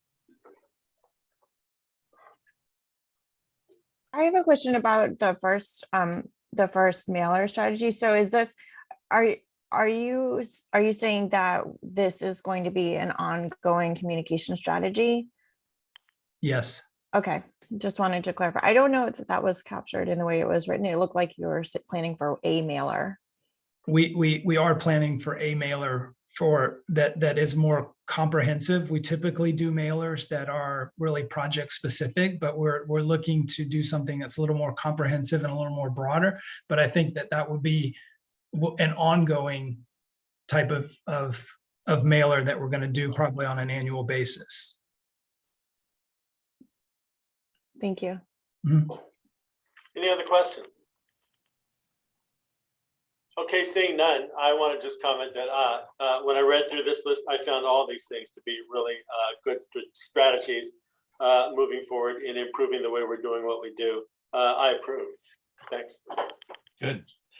All right, so moving forward, our next area moving into is looking at the City Council's proposed objectives. So as we get into this, the very first thing we need to do is take a bio break. So, okay, so I have by my watch 10:32. At 10:42, I want to fire up again. So I want to see you all in 10 minutes, all right? Got it. 10 minutes, go.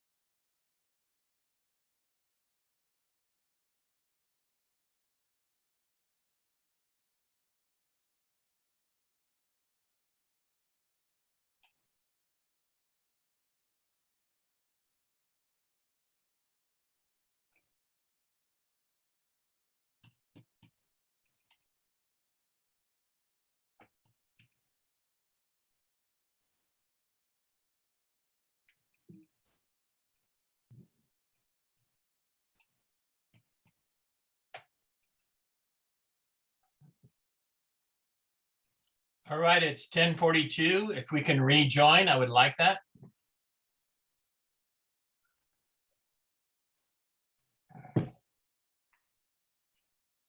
Looks like we're here. Excellent. Excellent, excellent. All right, now we get to the fun part. This has been good. You guys have been working hard so far. I want to get us started into what I think is the exciting part today, which is listening to your new ideas and having an opportunity for you guys to discuss those. I'm going to try and play the balance of allowing you to have a conversation and also push you, right? So here's the process. And the only reason I'm doing that is you've got like 37 items here on your lists or something like that. And if you want to be done by your scheduled time of noon, that's about doing it in about 2 or 3 minutes an item. So it's going to be kind of a push to do that. So I'm going to try and balance a good conversation with pushing you to make a decision. So here's the guiding things that are going to happen. You have the list before you. We're going to go right straight through the list, starting with the mayors, and work our way through them. We ask you to be forgiving in our attempts to have identified your items as either a brand new one, an existing priority, or modifying existing priority, or something that will be evaluated as part of the general plan housing element update. And then also note that there's an asterisk if we think that this priority may need matching up or something similar to one of your colleagues. So what I'm going to do as we go through that is I'm going to when it's an asterisk ones where we think there may be more than one, whoever hits it first, I will have that person lead off, but then I will ask the other council member, you know, is this close to yours? Can we kind of add them together and make it maybe one on the list as we go forward? So here's our goal and what we're going to be working towards. As we look at each item, I'm going to ask each of you to present your item in as brief a manner as possible, just so we're kind of educating. And I know you guys are advocates and you're going to advocate for things, but try and keep it like simple. I know this is tough.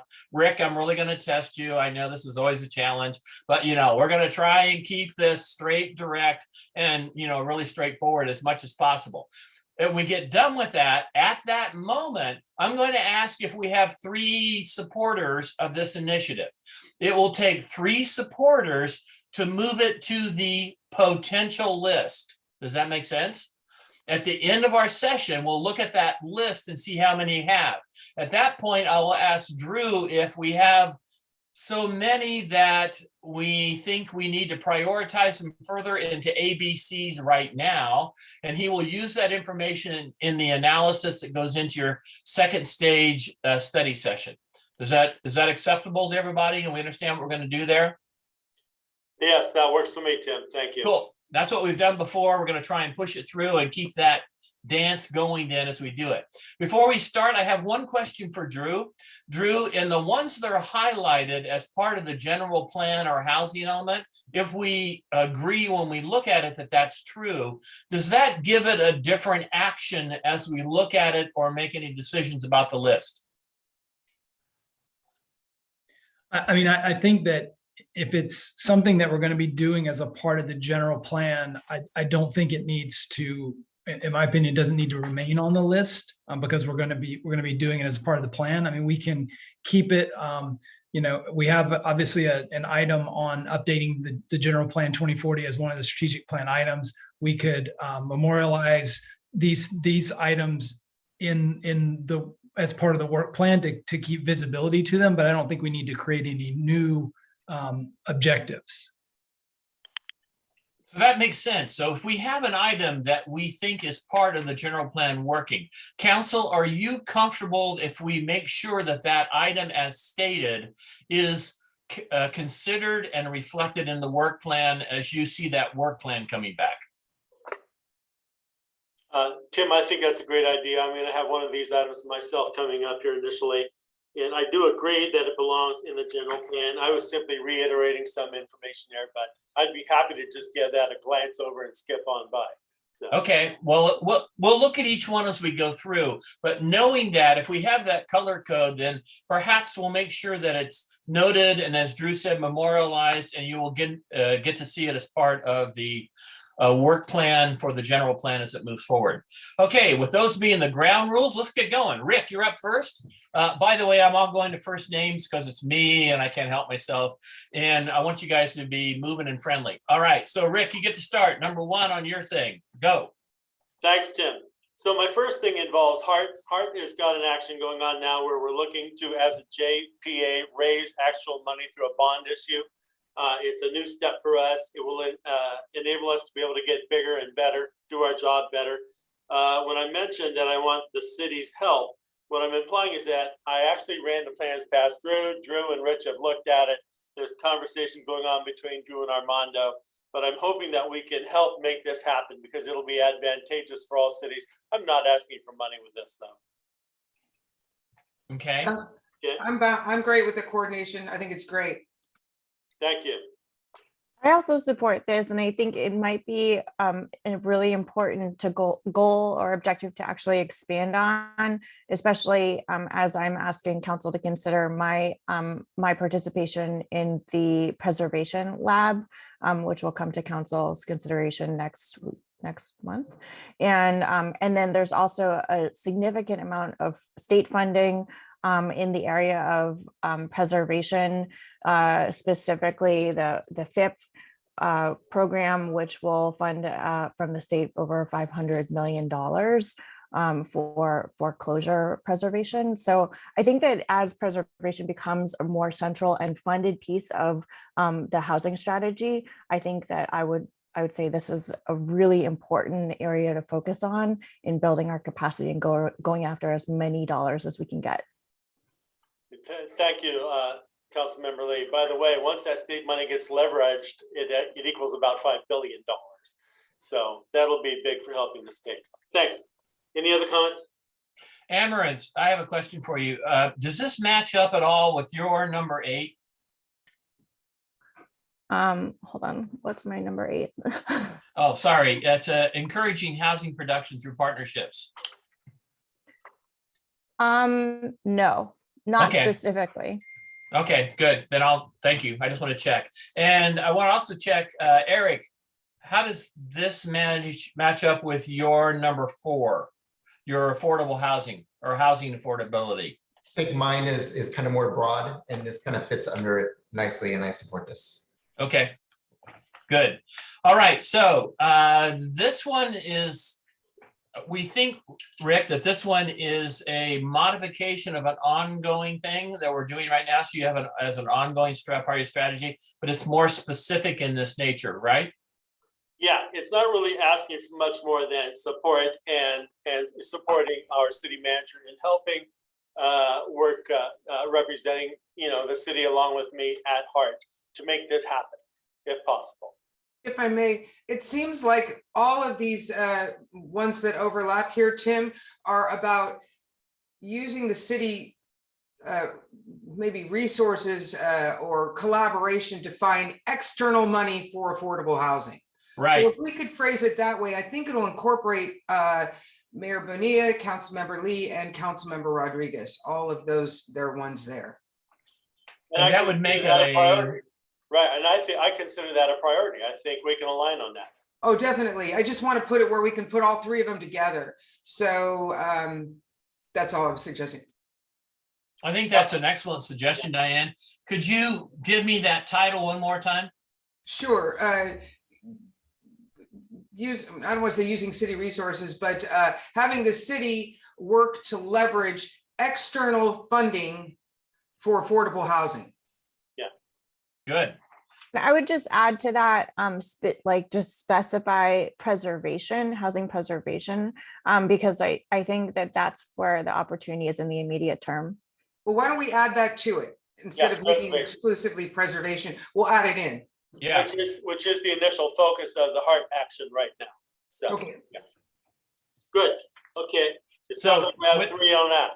So I heard 3 of you commenting positively. I think I have at least 3 on that. Is that true? I think we have 4. Eric's on there too. Well, I see all the hands on it. Everybody's nodding their heads. I'm taking that as a yes. Good, got it. Excellent. That one's on the list and moving forward with a full rec. Rick, number 2. Thanks. Number 2 is to increase the speed of greening our fleet. And I mean, we previously had the date of 2030, but I wasn't quite certain about the way it's going. It appears that right now, in my conversation with city manager, as we purchase replacement vehicles, we are going with green vehicles in terms of our fleet of automobiles. I think there's a difference with our, and so this includes our light duty vehicles. I think our heavy trucks and our heavy equipment are certain exceptions that we'll have to make because those vehicles aren't available in electric versions currently. But what I did get the commitment from, and I hope the council will agree with this, was that after 2030, all purchases of any vehicles as they are made available in electric versions will be electric. Is that correct, Drew? Am I characterizing that correctly? Yeah, that's what we'd be looking to do. So we're currently, as you mentioned, we're currently purchasing green as much as possible. For some of our larger vehicles, we have converted to biodiesel. And yes, as we get to 2030, I think we'll be looking, as we replace vehicles going forward, to buy green to the extent those vehicles are available. We will need to evaluate the infrastructure needs that we will need to put in place, notably EV charging infrastructure at the courtyard. But we can do that as part of this evaluation as we move forward. Yeah, thank you. And since you mentioned biodiesel, I just want to address that. It's a transitional fuel. I certainly want to move away from that as soon as possible. Also, I think we need to go to all electric to the greatest extent possible. Yeah, we did not view that as like the end goal, but we did view it as a transitional step. Thank you. That's good. And it looks like somebody else was supporting that. I think Councilmember Goethals. Do you want to add anything? Joe, any comments? 100% agree. There we go. Agree. Okay, we've got that one. And now that's a modification. Is that in fact? So Drew, is that actually a modification? Is this something that needs to be actually acted upon because it's already in your current plan, right? It's just like encouraging to keep it going. Is there something different here? The existing one talks about just evaluating a green fleet by 2030. So I do think it is a modification. So we're going to reword it and we'll create a work plan that sort of captures the discussion here. And we'll probably, we will be more specific in the wording of the actual objective to clarify the intent of where we want to go and make sure that we're all on the same page. Excellent. Thank you very much, Drew. My item number 3 regards policies around, and we heard a lot about this when the public was commenting, decarbonization. It's something that I know we're all aware that we have to do. It's difficult for some people to get their heads around. We heard one commenter saying that, well, it's expensive, so we need to look for ways to help with subsidies or so forth. There are grants out there. PCE has programs to help with this. But I think our overall goal needs to be that we have to move towards eliminating use of methane gas in all of the places where it's being used in our city. This can be done with an ordinance.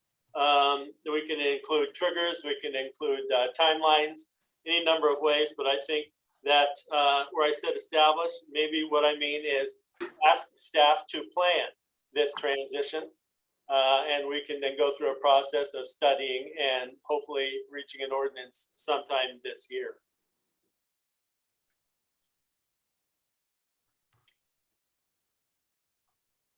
If I can interject here very briefly, Please, go ahead. I think part of that analysis would include evaluating the ability, if you're speaking of not just city buildings, but all buildings in the city, evaluating the ability of the city to apply policies to decarbonize existing buildings and considering the vested rights of buildings to continue in their current form. So I think that needs to be part of what the city staff will be looking into. Yeah, I'm sure we'll look into it because I think it's been done in other places, but thank you for those comments. I mean, really, this is an existential threat we're talking about here. and it's reached crisis level already. Climate change is overwhelming all of our systems. Okay, so I think that as a council, we wouldn't be doing our job if we didn't seek to tackle this really deeply important and troubling issue. My item number 4. So Wait, back up, Rick. Yeah. I got to see if I got 3. I got to see what we're doing with this one. So on number 3, do I have 3 hands? I got 2 hands up. Yeah, I see your 2. I knew your 2, Rick. I got that one. So do I have 3 hands? I have 2 hands. My hand is up. 2 hands up here. Yeah, I've got yours. Do I have a third one? I got a third one. Okay, goes to the list. Thank you. Good, thank you. Number 4, go. I want to speed up efforts to work on our stormwater collection system. I know we have a poll out. I'm eager to see the results of the public's interest in funding these things. But in view of the same issues, okay, the changing climate, overwhelming increased rain, localized flooding, which we had a lot of in the couple of storms that we had in October. I spent a lot of time out clearing drains. We're facing some major issues. A lot of our stormwater systems are 100 years old. We need to find a way to fund that. The federal infrastructure program is going to be providing some money. I think we need to look for a way to utilize some of that money, but we may need to do some bond financing to do that. And I'm hoping I can get council support to go that way if that need be. Yes, I want to explore it for sure. Okay. I also think this one matches. I want to check. Amaranth, this is in the same arena as your number 1, correct? Correct. So do you have additional comments you want to add beyond what Rick has said? I don't have additional comments. I think that it's maybe I feel that it's sort of these 2 ideas are very symbiotic. And of course, what I'm talking about includes doing the lagoon work. Right. And Joe, you've got this one on yours as well. Number 2 for you. You have additional comments, or are you comfortable with these and as part of yours as well? Yes. All right. So do I have 3? Yes. You had 3 of you guys talking about it. I kind of thought I had that one as a slam dunk. That was a good one. All right. So that one's on the list, and that is a modification of an existing one as it goes forward. So that's kind of like additional clarifications to be added to the work plan as that goes forward, as opposed to a brand new item in some ways. All right. All right, good. Go on, number 5. Item 5, police transparency and accountability efforts. The fact that, actually, first, like I said, I want to recognize the police department's been really moving in a good direction here with meeting modern demands. I just want to make sure the city that we help them with implementation, with funding. I know they're good at finding grants also. There are a lot of grants out there, but I want them to know they have at least my support. And I think they should work with the DEI task force to help maybe refocus a little bit of their initiatives so that it's meeting, I think, not just letter of law or whatever the police thinking may be, but also bring in the public thinking by utilizing that important new benefit from the DEI task force. I know it's a modification of existing priority, so that's what I propose, that we fully support and seek to provide resources where necessary. I think it's a great idea to fold this into the work of the DEI task force. Other comments? Do I have 3 hands?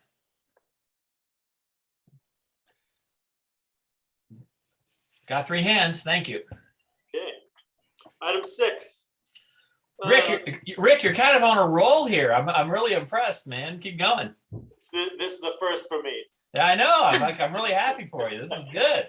So item 6, I want to put in place clear and user-friendly public benefit for development projects policy, which brings certainty to both the city and the proposer at the outset of planning, because heretofore, public benefit policy has been a daunting task for everybody.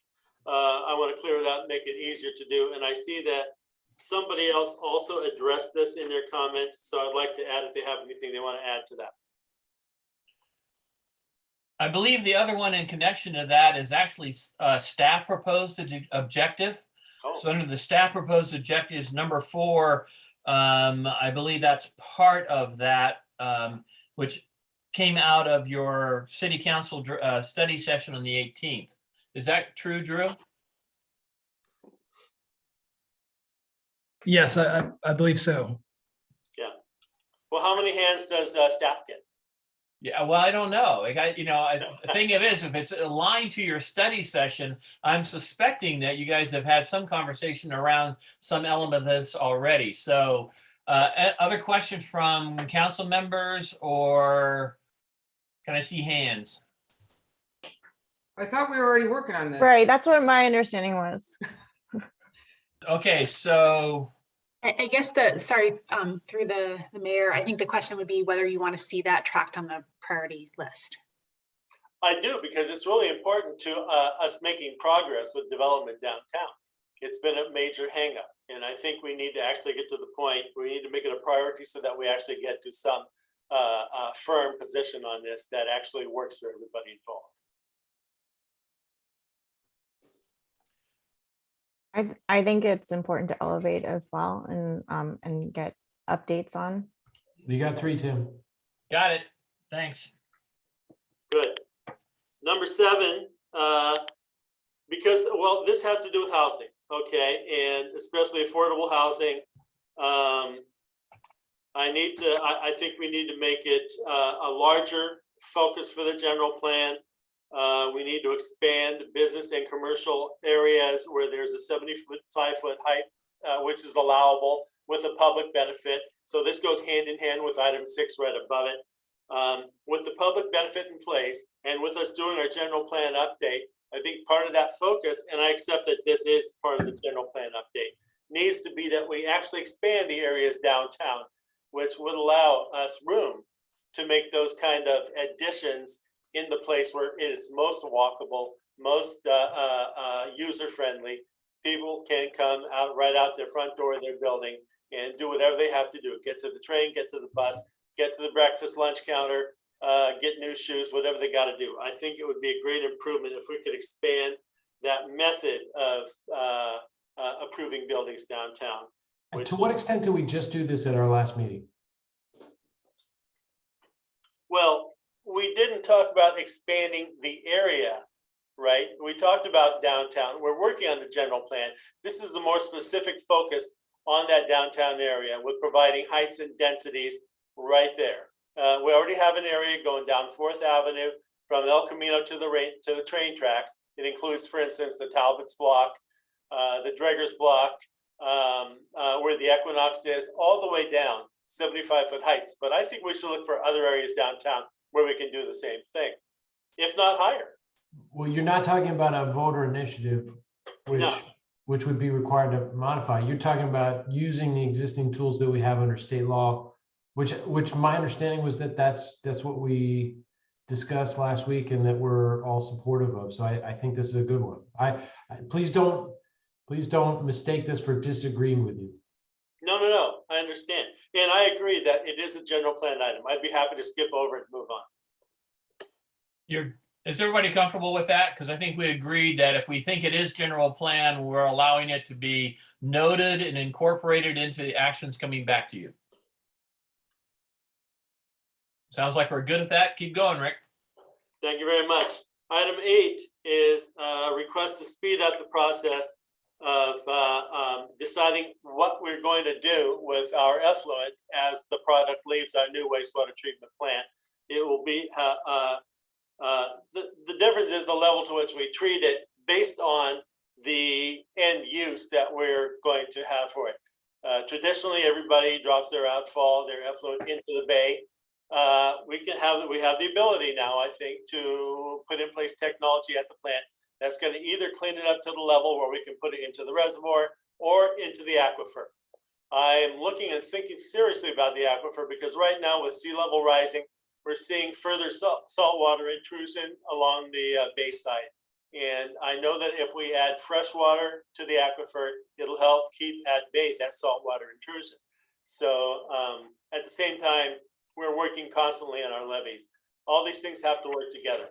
But I'm looking to speed up that process and decide on that technology before our plant is finished. Thanks. Tim, this is on my list too. Okay. And I worded it a little bit differently. Basically, we need to get to the point where the clean water program is producing potable water. And my understanding at this point is that the challenge is finding a partner who will purchase the water or even receive the water from us when we're done. So rather than language in the council priorities that says explore the possibility, I'd like to say we are going to do this. We're going to make potable water and we're going to find somebody to take it. And if that's 10 years from now or 5 years from now, the sooner the better. But Rick's right. One of the options is to put it into the aquifer, which would replenish the aquifer that we've been draining. But I really think that there are even more useful ways of utilizing the water that comes out of the plant. We shouldn't be dumping it back in the bay. So I agree wholeheartedly with the sentiment of the mayor. I'm not suggesting that we have the solution, but I think we have to change the language about what we're going to do. It's not an exploration anymore. It's got to be, we're going to do this. We'll find the partner to take the water. And I support those thoughts. 100%. I agree that if we go to potable, that's great. Yeah, I would concur, and especially given that we have recurring droughts. Yeah, well, provided we have a use for it, well, a way to use it. So potable is a great goal. So I think this makes this a modification of the existing work plan, right? So that you have a strategy, what's going on with wastewater anyway. What you're doing here now is you're going to modify that to take it from exploring to coming back with a plan on exploration. Drew. Yeah, and trying to meet a conclusion that's coincidental to the completion of the plan. Yeah, got it. Drew? Sorry, it's on mute. Excuse me. I just wanted to note that, I mean, I'm slightly hesitant to go to the stage right now of this is going to be a done deal without exploring the price tag. Initially, we believe producing potable water would be between a $500 and $800 million add to the clean water program. Which would have a material impact on our rates, obviously. The plan itself is $1 billion proposition. We've taken on significant debt and raised rates significantly to accommodate that. And as Councilmember Goethals noted, we don't even have a partner at this point who wants to take the water, and indications from some are that they're not interested in putting in place that infrastructure to do that. So there is quite a bit of work to do. I mean, and so I'd love to be able to come back to council with that more fleshed out so that we could determine the direction. Obviously, if council wants to go with, we're going to produce potable water out of the plant. That will be the first step regardless, is to start that evaluation and bring back the price tag to council. So that's, I just wanted to point that out. I want to ask if we can actually just examine the range of different possible outcomes and have a report on that. And I am asking to raise it as a priority to where we speed it up so that we're looking at the completion of the plant. I think work process wise, it makes sense to try and align those two conclusions. Tim, I think Drew jumped in early. The Debbie Downer portion of the meeting is later on, right? No, I still want it done too. Sorry, Charlie, but I do want to look at it.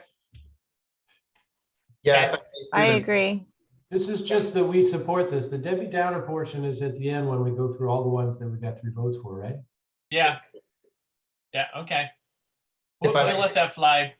Eric, you got a comment? Yes, I just want to say that I too support this direction, but I very much appreciate the city manager's comments that we need to seriously look through how this can be done and the financial feasibility. So if that's going to be taken into account in these steps, then I fully support it as well. I just do want to say that there may be third-party money out there too. This is becoming a very, very top priority. I think it's state and federal level. So we may find partners. Okay. And I also think it's important for the public to see us have aspirational goals. And we've made significant investments, and this has always been on on the bucket list for us to eventually get to potable water. I think the community would support this. And so, modifying the language to reflect that aspirational goal is I think an important first step. Thank you. I appreciate that. On the list, number 9, Rick. Number 9 is create stable housing by putting in place meaningful rental protections. So I think we all got a letter from the Peninsula Solidarity Cohort, rental protection in particular. I know that AMO has her own item number 11 on this, and I'm going to defer at this point until we're able to talk about it then. Okay, so we'll look at this one when we're looking at yours, item number 9, Amherst, if that works. Rick, that was a clean sweep, undefeated. I know. Joe, I have to take a moment because I've been working with you guys for a number of years, and this is the first time you've ever allowed Rick to get all these things through. So I don't know, Rick. I don't know what your magic you're working there. You made it through. I don't know how you did that. It took me some years to get here. Yeah, it's like I'm impressed. All right, moving on, Diane. Well, my list is very long. Yeah, you have a long list. I was really kind of worried about that. Bear with me. Well, as there have been some changes, as we know nationally, there is a concern come like June or so that there might not be clarity with respect to protests in certain areas. So there are sample ordinances I've already provided to Persona. It won't take a lot of staff time. And this is just to make it clear that when there is a certain size of a protest, we can establish a buffer zone so that certain businesses can continue to stay active and doing the work that they need to do. Other comments, Joe? Just voting. Other comments? Strongly support. When I worked at Planned Parenthood in New York City, I had to walk through the picket line to get there every day and saw numerous clients wading through protests to get there. And later the buffer zone changed. And I am happy to support extending it even more. Yeah, and I am 2 thumbs and 2 big toes up for this. I also support. Great, thanks, guys. Okay, you've all said yes. That one's on the list. So now I found the Rick category. I'm like almost 100%. Undefeated. Yeah, what? I mean, my God, what the hell? That's really good. That's not fair. Yeah. All right, Amaranth. Well, I think we can skip over number 1 because it's in process. I just wanted to make sure that it was also elevated. Yep, it's on the list. Okay. Number 2.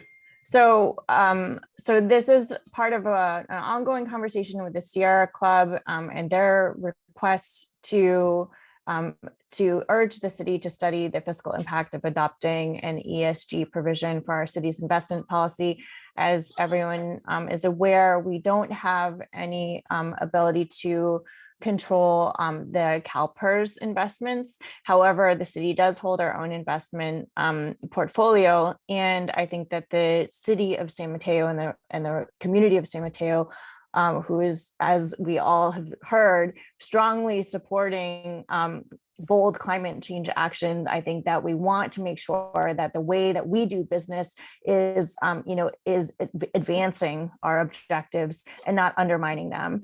And so I think looking into ways that we can divest in fossil fuels and how that would impact our own portfolio and ROI is aligned with those goals. And so I asked for a study session on this this policy change. I just have, I'm on board. I just wonder, is this something that we could just direct that finance committee to take a look at? And well, I guess no, you have to, never mind. You probably want to know the fiscal impacts before you direct them to divest, I'm imagining. So you maybe do need a study session. Okay, never mind. I'm on board. You know, I want to mention, I think the county's already going in the direction of actually divesting from petroleum investments. So that said, I think there's more work to do, but I think that's encouraging. Thanks. Which is important because most of our money's in the county pool. Thanks. Is that a third? Yes. I'm also in support. Yes. Okay, good. I have a quick question though, Drew. If the council wants a study section on this topic, does it need to be part of the strategic plan, or can you just put it into part of the study session work plan? And then see if something comes out of that that rises to a strategic plan element. This one, we could go either way. We can, we can study it and bring it back as just a study session item, but we're also happy to keep it visible as part of the strategic plan as well.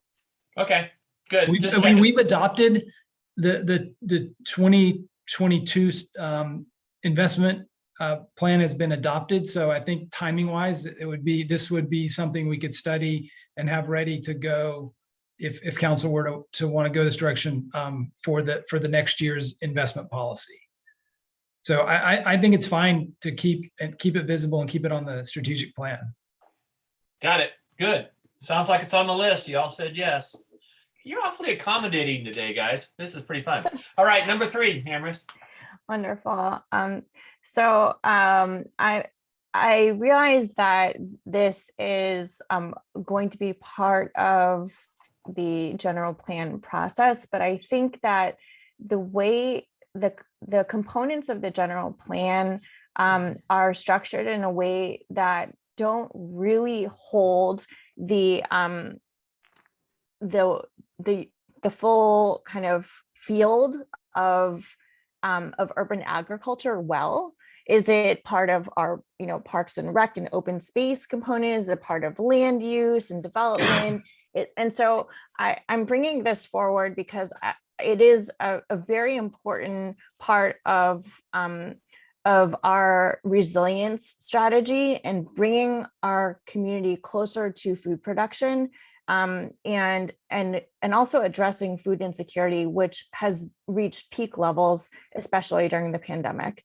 And so, my interest here is to elevate this issue and make sure that that as we go through the general plan process, that this item, which is really sort of interdisciplinary, isn't lost, and that we think about food production and food scarcity, and also recapturing some of our public space to support greater access to gardens and to food, that we have a more comprehensive approach and strategy baked into the general plan process. And so that's really why I wanted to elevate this, because I don't think that it is fully addressed in the outline process for our general plan, because it's so interdisciplinary. So that's why that's why you see number 3. Thank you. Other comments? Rick, you are on mute. I support it. I support it too. Now, in your supporting it, is this a direction to make sure that this is incorporated into the general plan work plan versus a separate tracking item?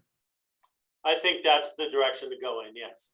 Incorporate it into the general plan work list.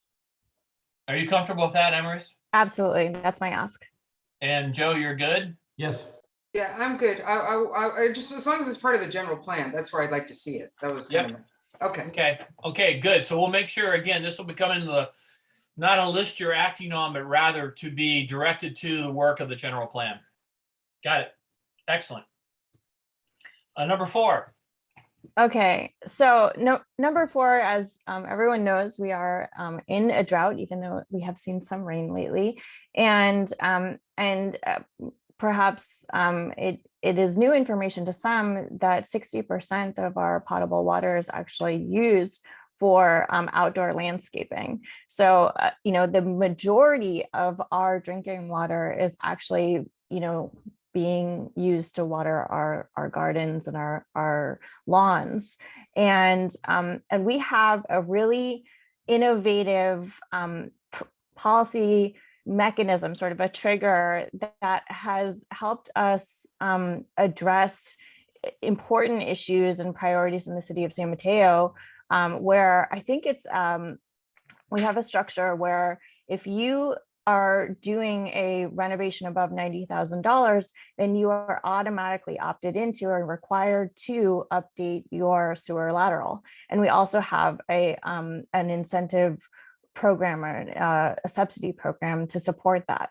And I would like to see a similar kind of structure created to encourage our R1 and R2 neighborhoods to convert to drought resistant and native plant gardens and landscapes. And I think that there's a clear way to do that and recapture some of the outdoor space to utilize less water and to conserve our precious drinking resources. So that is the intent and the goal of number 4. And I know it's sort of wonky, but I'm happy to take any questions if anyone wants to chime in or discuss it. Comments? I'm all for conserving water, and I think this is a mechanism that actually puts in place a way of enforcing that when changes are made, that the right things are included. So this is akin to saying, if you're gonna tear out and redo your kitchen, well, you have to make sure that you treat it for fire, right? So I think that this is similar to that in my mind. And so I support it for that reason. I think that it's worth exploring. I know we'll have a study session on it if we decide to do this. We should put staff to work on this. Other comments? I want to hear more, so I'd be interested in exploring what this could look like, whether we're talking about incentives or penalties or something. And it feels like something that we would do in collaboration with Cal Water, maybe. Those are my thoughts. Yeah, I would concur. I'd like to study it. I worry about mandates, maybe incentives, but I like the concept behind it. So I would be willing to study it for sure. Glad to hear it. All right, I think I heard 3 or 4 positive comments there, so I'm good. Hands, yes? Got the hands. All right, on the list.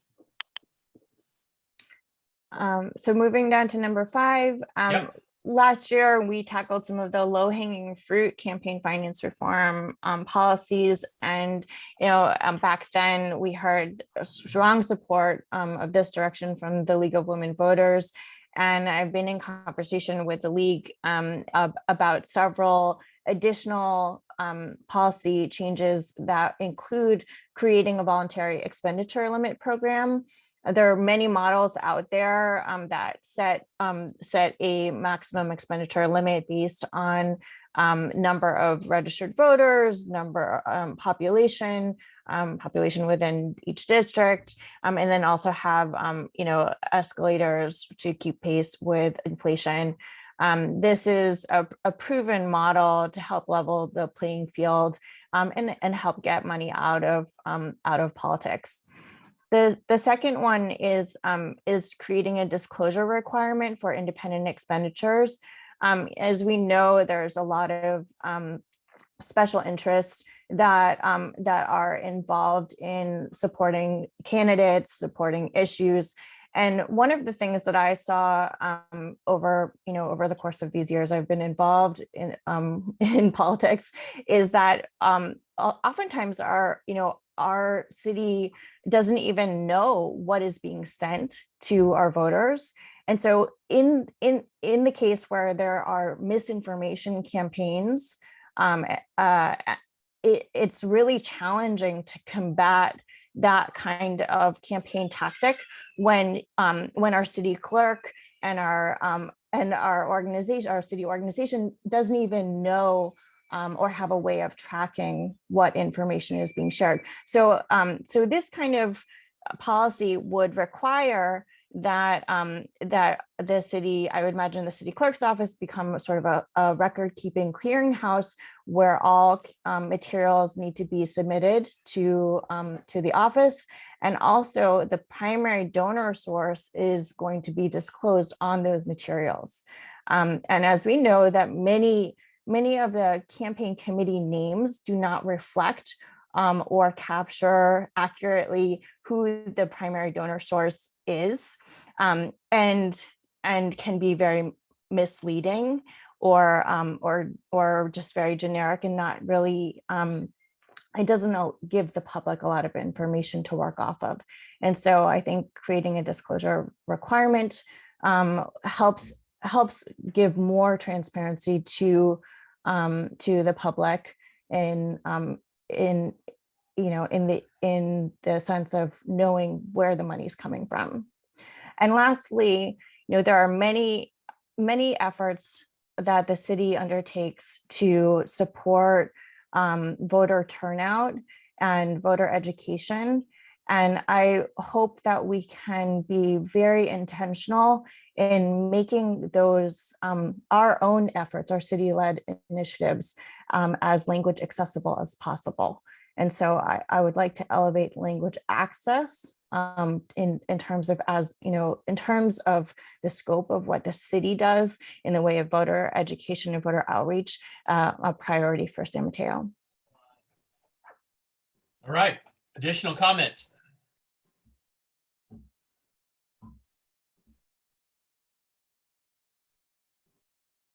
Do I have Rick, mute. Rick, you're on mute. Rick, you're on mute. Not anymore. Okay. Yeah, I just want to say, do we have any questions from council members? I have a question. I thought that independent expenditures, by state law, they have to disclose certain information. Do I have that right? That's what I always thought, but I don't know. We do have the Disclose Act. I'm not sure that it covers everything that Councilwoman Lee is talking about. Yeah, it doesn't, there's requirements for, to the FPPC reporting, but those don't necessarily, or they are not reflected on the actual materials. So I think that there are gaps there that we can close. Have other cities done your item B? Yes, Mountain View. There it is. Thank you. If I may, through the mayor, Yes. I'm generally very supportive of studying how we can make our campaign finance more transparent and more fair. I'd like to know more. As far as A, B, and C, I mean, A, I'm definitely really supportive of, and we've talked with that as the council. I'd like to learn a little bit more of the other ones and kind of packages as a bigger conversation about campaign finance reform. And not necessarily focus on these specific ones per se, but just in general, I would be definitely supportive of. Thank you. I'm going to add one comment. I think at this point, is it fair to say that we're just asking the city attorney to study this, and we're not asking at this point for the city clerk's office to do anything with this? Is that reasonable? I would say yes, as a first level, it would be a legal analysis.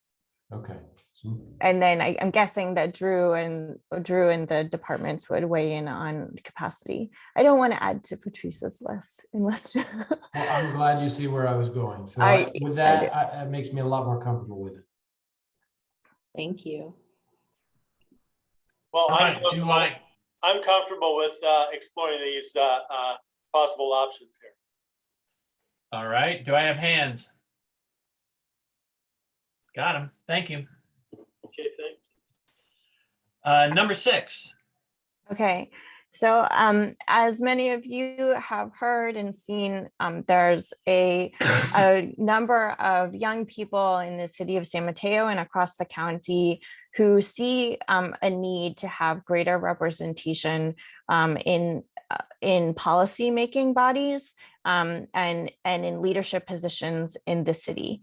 And so my ask is that we as a council consider increasing the number of members on the Park and Rec Commission from 5 to 7 by creating 2 designated youth seats for 18 to 25-year-old San Mateans. It is important to note this would not require a ballot initiative, and it could be accomplished through unanimous vote by council in the form of adoption of an ordinance. And as was discussed, this technically there's nothing prohibiting any young person, 18 to 25-year-olds, already applying and serving on the commission. However, as you can see, there are none, and I would venture to say that there haven't been many applicants or commissioners among that age group. And as we think about representation in leadership bodies, one of the metaphors I think is really pertinent to this situation is how do we expand the table? How do we expand seats at the table? This is a very concrete way for us to very intentionally resource and commit to bringing in leadership and voices from underrepresented community members and looking at how we can change our internal processes to actively and proactively recruit voices of underrepresented community members like our young people. And this also, for me, is very relevant to my experience serving on the commission, the Parks and Rec Commission, when not once was there a young person who came to the meeting and gave public comment. And I can say, unfortunately, I have never or I have rarely interacted with the Youth Activity Commission or Council. And even though I am a liaison to that group, and I don't see their bridge to the policy work that we're doing. And so I'm seeing where voices are being lost in our processes, and I think that there's a way to resolve that in a very intentional change to the way that we conceive of and make up our commission structures. And so I ask that the council consider this objective. So I want to make a quick comment, and then I'm going to ask council for questions or support. I was happy to see the letter where it looked like there were several dozen signers who are members of this younger cohort in San Mateo, who seem to be interested, very interested, at least to the point where they signed the sheet to support this movement. But I also feel like we should advertise for applicants, and we should open up 2 seats, specifically targeted and created for people of that age group, because I think this is a point of view that we do need to have represented somehow. I mean, I think it's worth putting it out there. So other council members, your thoughts? Joe, excuse me, Joe, this is an item on your list too, I think. It is. It is. I've met with the folks who've signed the petition. I've talked to them. I appreciate the homework that was done to figure out what we would have to do legislatively and what's required in order to add this. So two things. One, I'm also concerned that we haven't had enough people participate or even apply for the council who fit this category. I think this also fits in with our council priority from a few years ago to increase the diversity. This is an underrepresented group. And so increasing the number of folks in this group who are part of our community, getting them to participate. I mean, I don't want to drag people to meetings and I don't want to force them to sit on a commission, but I see that there are people who are interested in adding their opinion. So I am very supportive of this. Eric? Yes, I have a question about this. So I think that I think that I know this council well enough to know that it's a very important priority that we get all of our commissions more diverse, especially this particular demographic, which is very poorly represented. I'm wondering if we can expand this into not necessarily saying that this is a specific thing we have to do to address that, but open it up to other potential alternatives to advertising these openings a bit more, to maybe doing outreach to our schools and local community colleges to see if we can recruit more people to apply. My concern with this particular proposal is that over the last 4 years I've been on council and maybe 20 subcommittee meetings, we just haven't been getting that many applicants in this demographic. So if we were getting many applicants in this demographic and then we were saying, and we weren't getting any, and we were passing them over as a council, that would be one thing to say, yeah, you know, let's take more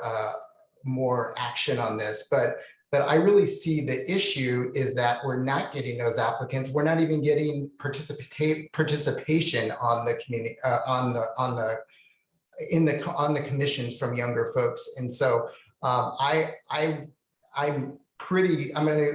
thought about this a lot. I've also met with the proponents of this, and I'm going to be very reluctant to take the drastic step of increasing the number of members of any commission, and especially kind of allocating specific spots or other for those particular demographics until we explore more options to get to this outcome in other ways, and then perhaps revisit something this drastic later if it's still not working. So my ask is to expand this and not say that this is the exact goal, but the goal is to improve, to see what else we can do to improve representation on our boards and commissions, but this, in addition to possibly evaluating this. Diane? Yeah, so first of all, the goal of incorporating our youth and hearing the voice of our youth is an admirable goal, and it's one we should definitely pursue as a council. There's just no two ways about it. These are important voices. Much of what we do affects the future, and the future for people that are younger, who are really going to, live through our decisions. So I appreciate the goal 100%. I too met with this group.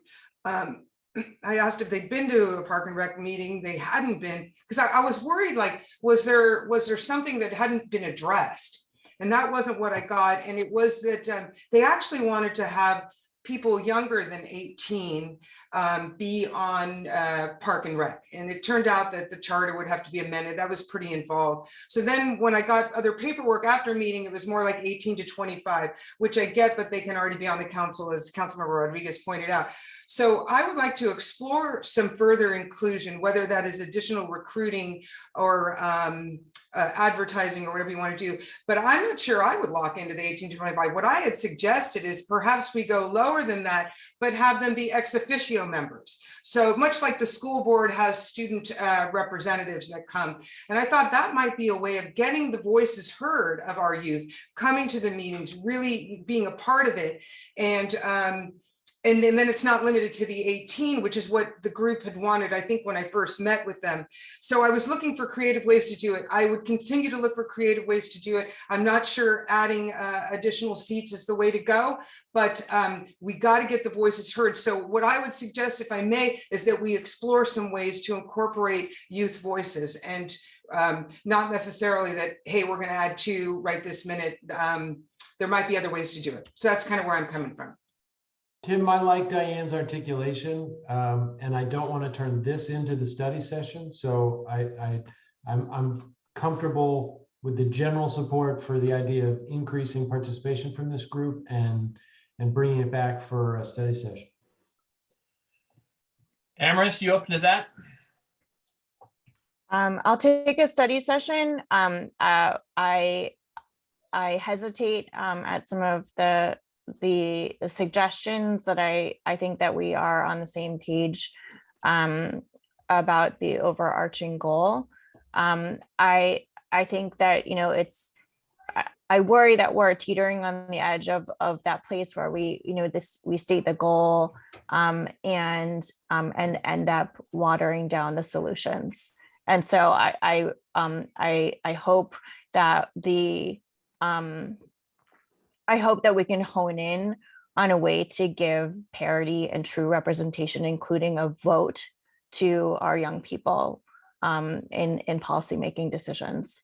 So that's not exactly accomplished in the ex officio membership suggestion, but I'm open to studying it as a first step. And I appreciate the support of this overarching goal from the council.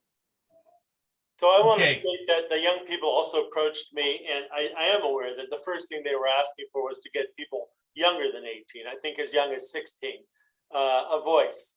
And I mean, I've dealt with bodies where we have some members who are a voice without a vote. The voices are usually very helpful because they do bring a different perspective. In this case, if they were to be as young as 16, and they were able to be there and express the thoughts of younger people, I think that's important. So I would support adding 2 seats and opening it up to people who are among this age group, 16 to 25.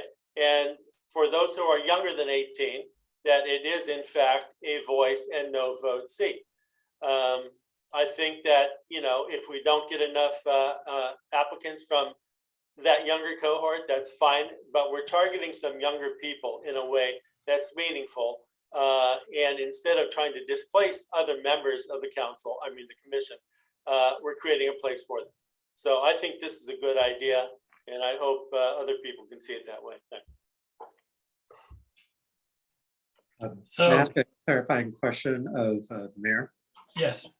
So Rick, are you referring to adding 2 sort of non-voting members as ex officio members to the Park and Rec Commission? If those applicants are younger than 18. If the applicants we accept are older than 18, they have a vote. But if they're younger than 18, they're still eligible for the seat, but they have no vote, their voice only, unless we modify the charter. So we could discuss modifying the charter to do that. But you're suggesting adding, expanding the membership from 5 to 7 in addition to adding ex officio members? Yes. No, it would still be no more than 7. Okay, it depends on who applies, who is approved. If they're younger than 18, they sit as any other member, they have a voice, but no vote. Because we would have to modify the charter to do that, right? Is that correct? We have to modify. Right. I think the challenge is then if there were 6 commissioners and 1 ex officio, we wouldn't have a tiebreaker. I need more cowbell from Ringo. I think we're getting kind of in the weeds, but what I heard is that there is support for this this objective in its goal of increasing the representation of young people, and that this idea, the ex officio idea, the expanded outreach idea are probably all on the table and should be studied. I agree. That's what I'm hearing as well. I'm hearing that it's a more general thing now, not a specific action item to increase the Parks and Rec Commission from 5 to 7 specifically with designated seats, but rather to explore how do we get better youth representation, not only on Parks and Rec, but perhaps other commissions as well. That's what I hear. Is that correct? I agree. I agree as well. That'll be the starting point. We see where we go from there. I heard enough I agrees there that I think that's on the list as modified. Excellent. Number 7. I think we can fold that into number 6. Cool. Number 8. Number 8, encourage housing production through partnerships with faith-based organizations and commercial landowners. I've been in conversation with Reverend Ben from UESM and Pastor Bussey from St. James AME Zion. Both of these faith leaders have run into significant barriers with our own zoning codes that prevent them from creating affordable housing. And so our faith-based our faith leaders are on the front lines of the homeless crisis, and they are the ones who open their doors to people who are unhoused, who are sleeping in their patios and under their archways, and they want to be part of the affordable housing solution. And it's painful to hear that our codes are actually what is in the way, and especially when we have such strong support for affordable housing across the community and this council. And so I think that it's really important that we look to our partners and take a hard look at ourselves and see how we can get out of our own way in accomplishing our shared goals. And so I want to elevate this as a priority that I hope we can fold into the general plan process. I think it needs to be tracked, and that we need to have a lot of accountability and eyes on this, because there are community partners that are large landowners and are ready to be to work with us to create the affordable housing that our community is demanding. And so that's priority A. St. And Vincent then Paul falls I'm in this willing, I'm category, too. agreeable to A. Yeah. Great. I'm agreeable to A, so you got 3 there. Okay, what's the next one? B is, we're already, I think, working on this, so we can check that off the list, creating housing density for commercially zoned and streamlining mixed use development. I would just add like a tweak that I'm interested in figuring out incentives to encourage more mixed use development. That basically the way that my understanding of the way that it works right now is that it's really up to the developer to decide when they're going to use the mixed, or when they're going to pitch a mixed use development project. And I think that there may be another layer of the work that we've already committed to, which is, okay, how do we further incentivize developers to make that choice to opt into mixed use, in addition to the minimum density? I read in the paper last week we were already doing it. We are. Okay, well, moving on. Now, So quick question on this. This right now, I'm seeing this as guidance in the general plan work, correct? yes. Okay, so they're both guidance to general plan, not a separate tracking item. Similar to my number 7, I think this needs to be added to the general plan. I agree, Rick. Yeah. I'm with you. Okay. Can I interject briefly? Yes. So I see letter 8A as really focusing on the characteristics of the land, some of which happens to be owned by faith-based organizations. Is that accurate? Yes. Okay, thank you. Good. Number 9. Okay. Number 9. So I think all of us have heard loud and clear that that there is a nexus between equity and climate change work, climate justice work, and affordable housing and tenant protections. And we know that even during this pandemic, that that the most used reason for evictions was renovations, and that there is no requirement, there's no permanent requirement that that it needs to be produced, that a landlord, even though technically by law they it is only meant to include significant renovations. However, the landlords are not required to produce any evidence that that they are in fact doing significant renovations. That is a loophole that is currently being exploited, and I think that it is important for our council, as we continue to think about how we keep residents in place, preserve our communities, strengthen our communities, and protect our most vulnerable, that we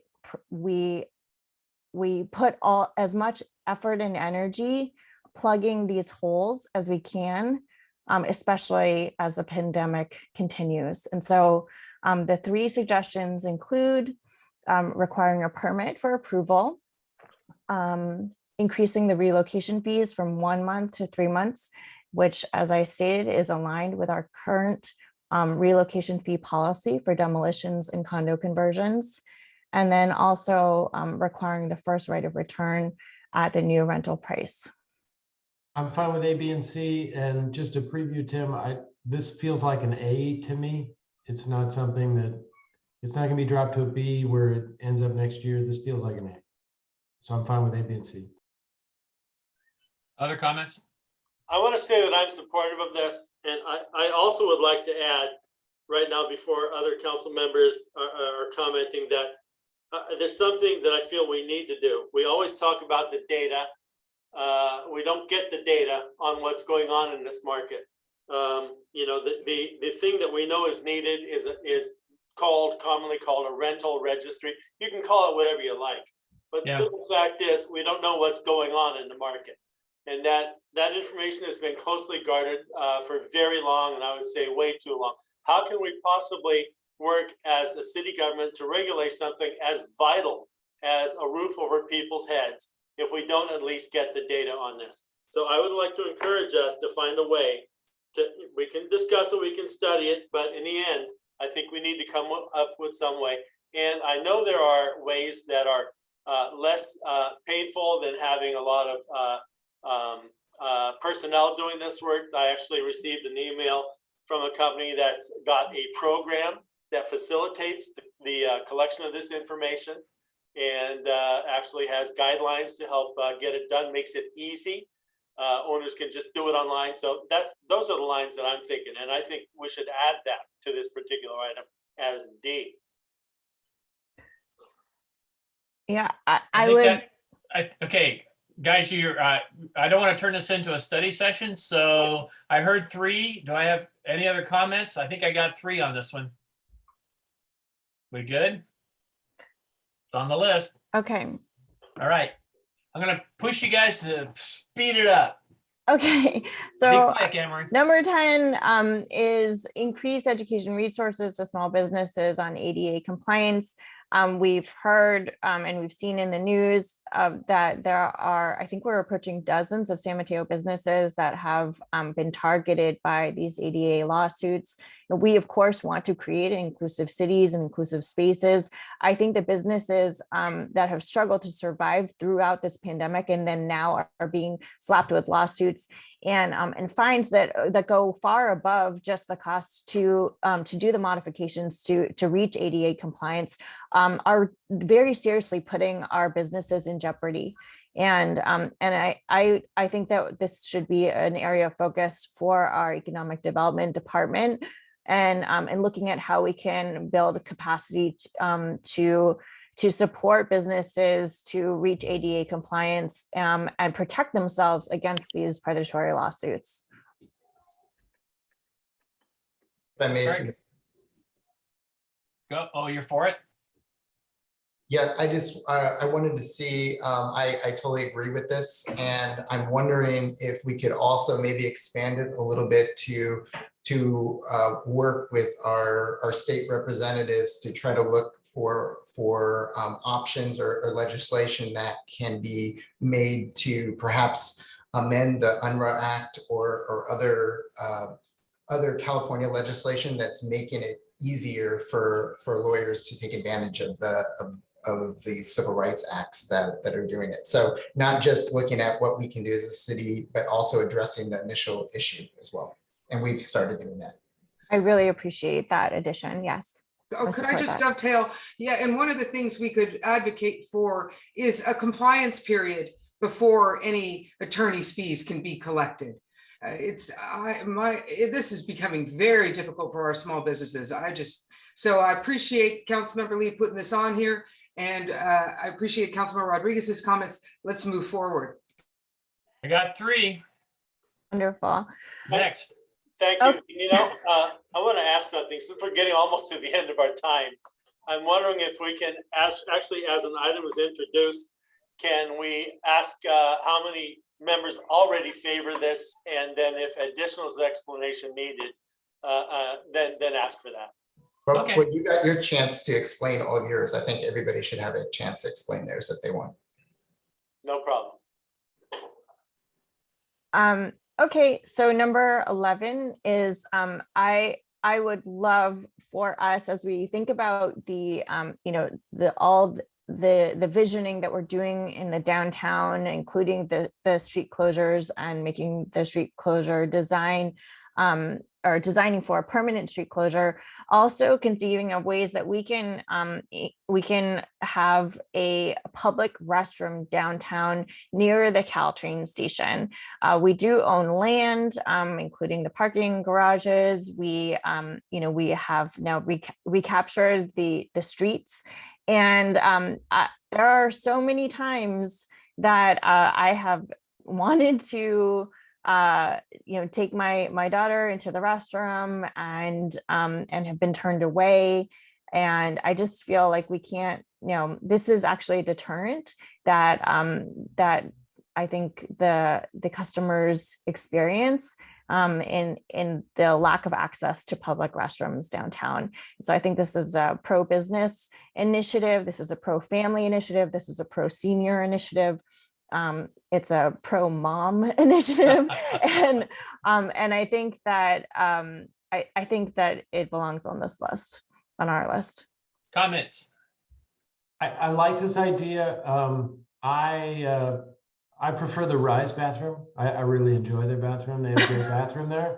I say that only partly in jest because we're kind of their landlord, and the simple and cheap solution to this might be to give them to come to some understanding with them that they would offer their bathroom to be publicly accessible.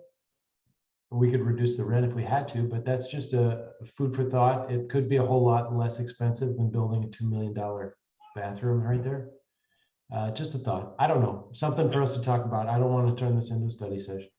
No, I want to add to that. I sat in on an DSMA meeting one morning where the discussion centered on the fact that there are some people that I think some of the business owners don't want using the bathroom in their facilities for lots of different reasons. And that a publicly accessible, which is maintained and cleaned up, I think, by perhaps our downtown cleanup people that are working downtown right now, or some other service, but that has an eye looking towards making sure that it's clean and usable by members of the public at all the different times of the day, I think is important.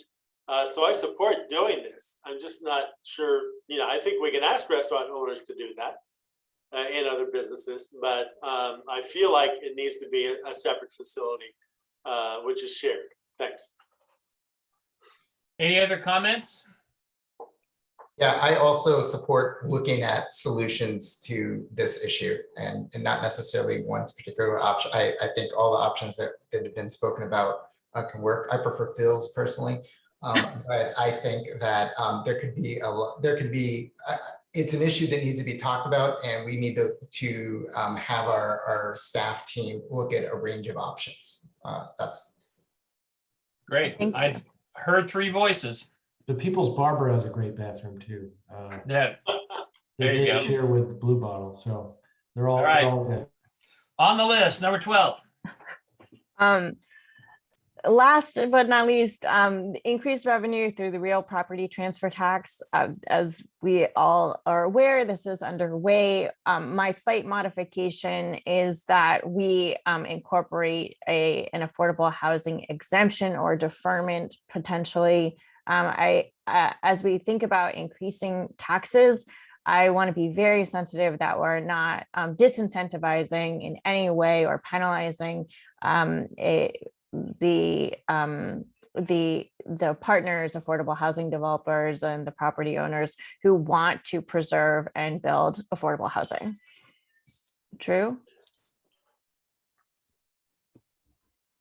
So this is going to get dispositioned this fiscal year. So we'll be coming back this spring with polling information and asking council to make a determination whether they want to put something on the ballot for November on real property transfer tax or sales tax. And the affordable housing exemption issue can be addressed during that discussion. So I mean, I think this will ultimately be resolved before this particular strategic plan goes into effect. Happy to hear it. Then I don't think it needs discussion. Wait a minute. I have to take a moment. We finally took an item and didn't add it to the list. Oh my God. Okay, good. That's because you're already doing it. Okay, very good. You guys are way too good. All right, moving on. Joe. Tim, can I just, I'm realizing Go ahead. there was a process flaw, I believe, in one of our calendared events promoting this workshop, this prioritizing workshop, priority setting workshop. Unfortunately, had a start time at 9:30, and I wanted to jump in and make sure that the public is aware that there will be a second public comment period. City Clerk, would you like to jump in? Or yes, we will add that to the end. That was part of what we had read into the record. If there are more people wanting to speak than the 30 minutes allowed, I will refine it by saying, for those who have not already spoken. Thank you. Okay, so please stay with us. All right, Joe. Joe, and I'm looking at your list right now. Three Tim, of them have already been put to the list. You're right. You're 100% right, but let me do it. I'll go fast, I promise. Yep. I look forward to this meeting every year. This is the most important. This is the Super Bowl of the city council calendar year. And I always consider us to be the Beatles, and you are Ringo Starr of the Beatles. And I love when you chime in. Please give me more cowbell when we need it. Number 1 has already been addressed. Number 2 has already been addressed. Number 3 has come up before the council multiple times. And I would just ask the council if we want to bring this back and have another study session on it. I've gotten lots of community input on banning leaf blowers. They're a tremendous nuisance. Other cities have addressed this recently. Is there an appetite by the council to take this on again? Yeah, Thumbs up. could I just, you have banned gas powered leaf blowers. If we could just maybe take up the topic in general, because there are some, other cities have done where they rotate days. There's lots of things I'd like to look at. So if we could just to call it leaf blowers and go with it. Sounds good. I want to add that day of the week, which is your day, is the day in hell.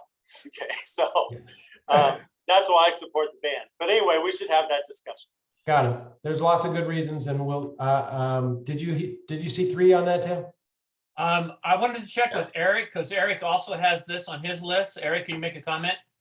Yes. So I very much was and am leaning towards a ban, outright ban, because I would like to avoid the hell day that Mayor Bonilla is talking about. But after talking with Commissioner Rowinski on this matter, she brought up a lot of good points that the Sustainability Commission brought up. And that, you know, we might want to, I 100% agree that this needs to be taken up, but we might want to look at more options that we can address the problem in maybe a way that's maybe not as drastic or something like that. So in other words, ditto what Councilmember Pappen said. We need to look at this topic broadly, not a specific solution. Got it. I heard 3. Okay, that's It's one. on. That's 1 through 3, and then 4 we already addressed. So I just want to take a minute on 5 and 6. Go. With regards to number 5, we have seen locally, we've seen Burlingame take up an ordinance. We've seen Daly City, South San Francisco, Redwood City, Belmont. Belmont's very close, I think, to passing an ordinance in this area. San Bruno passed a tax. And obviously San Francisco and San Jose are way ahead of us on this. I think we've reached a point where we can't put our head in the sand anymore. We're seeing retail cannabis all around us. So we're also facing the impacts of it. We're going to need some funding in order to address the impacts. I think working with our law enforcement partners is a good idea. I think taxing it is a good idea. I think making sure that it's safe is a good idea. And I think now is the time. This could generate a significant amount of revenue. That revenue could help us build parks and give kids opportunities. It could also help our law enforcement partners get the training to do enforcement and keep our streets safe. So I think now is the time to bring this back to us and explore an ordinance in this area. I would just say I concur. And as we go forward, I want to make sure we do it with an equity lens to make sure that it is, if we do accept proprietors, we do it in an equitable and. That's a good point. That's an excellent point. I agree with that too. So we'll definitely explore that when it comes back. Do I have 3? You know, I want to add, Joe. Yeah, you do. I'm on board. I want to add that this is something that I thought the public might comment on when they saw it on the agenda, but we didn't say anything. So I feel comfortable that there has been movement from where the city has been in the past. I think in view of the fact that we desperately need increased revenue sources, considering that this would bring benefits to the city, not only from taxes, but actual possibly from annual fees that could be negotiated, from local hiring that could be providing jobs. I know these kind of places employ actually more people than anybody would think. And so, yeah, I'm supportive. Fair enough. I think there'll be a lot to talk about when it comes back. Got 3. Any other comments? Number 6. Number 6 is providing no-cost menstruation products. My daughters wanted to comment on this and bring it up to the council and suggest that this was a good idea. Again, it's an equitable thing. This is about our rec centers providing things that people need in a way that supports our community. I think that the point has been made to me more than once that if men needed these things, that they would already be given out free everywhere. So they are not free. I think the city could be making an investment here, but we're providing them at no cost. And I think that it's an idea whose time has come. My daughters have certainly convinced me of that. And they would be here, except that they're at softball practice right now. Ditto. Excellent. And I support too. Okay. Same. Tim, I hope I was the shortest. I'm done. I'm out. Way to go, Joe. I wasn't, Diane was, but I'll take second place. There you go. Eric. I think I'm going to take first place because the advantage of going last is that I believe all of mine have been addressed, and I appreciate all the work the council's done on all these. Great. Thank you, Eric. Wow. We have staff proposals. Drew. That was impressive. I think Eric, good work. I'll be brief as well. It was brought up before, we're obviously aware of the structural issues at Marina Library. We'll take major repairs. We have already applied for a state grant for this. We're also exploring other avenues, but we do want to get this on the list because it's critical that we get this addressed sooner rather than later. The police wanted to add implementing projects and programs to enhance the police traffic unit services, and more details would be provided on that when we put the work plan together. We also want to determine whether the city should adopt an ordinance to zone parcels for up to 10 units of residential density per parcel if it's located within a transit-rich area or an urban infill site. That would be council taking action on SB 10. So we would want to explore that and then analyze the density minimums for mixed use projects and update the density bonus and community benefits policies per council direction, which we've already discussed today as well. I have 4 thumbs up for all 4 of those. Everybody good? All right. All right. Way to go, guys. We made it through the list. Now, here's the next step of this. Kathy, I think you've put in together now the summary of the list, which is probably pretty much everything we've looked at today that isn't in brown and the one blue thing that got removed. But so it's pretty much everything as we go forward on this. The question I'm going to ask you, Drew. So Kathy, you're putting the list up there, right, for me? Can you go up to, oh, you're still putting things in. What's happening here? Here, okay, good. Way to go.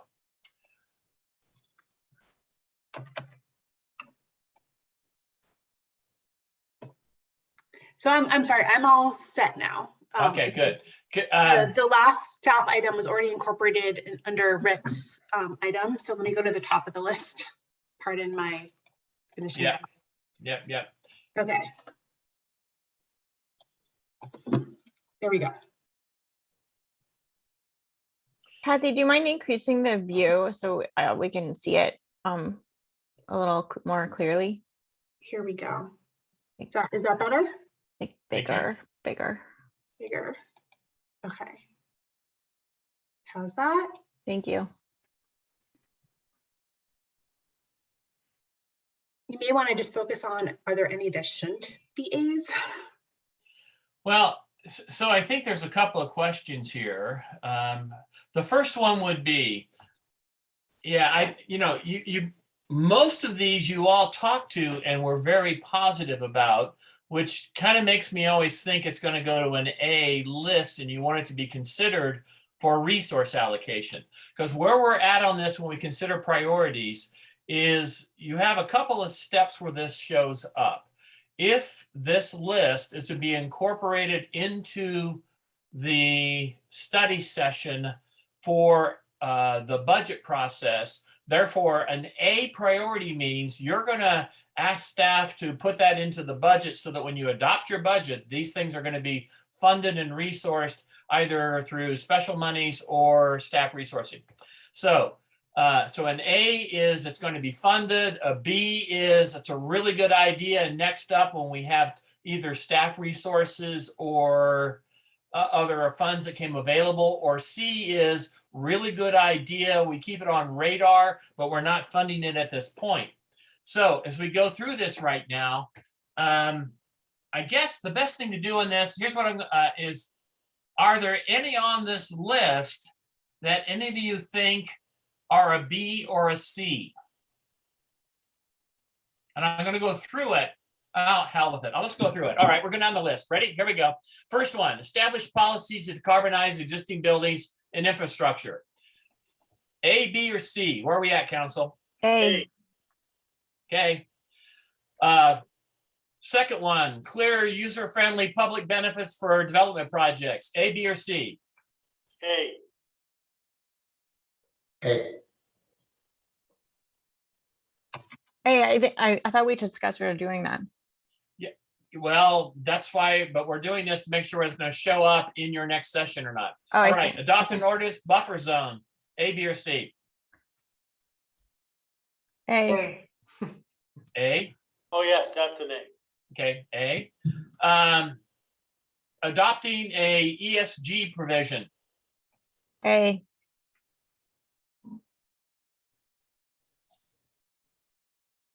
Well, we're just talking about studying. It's informational, right? We're looking at a study session on this. Right. It's an A for me. I'd like to learn more about it.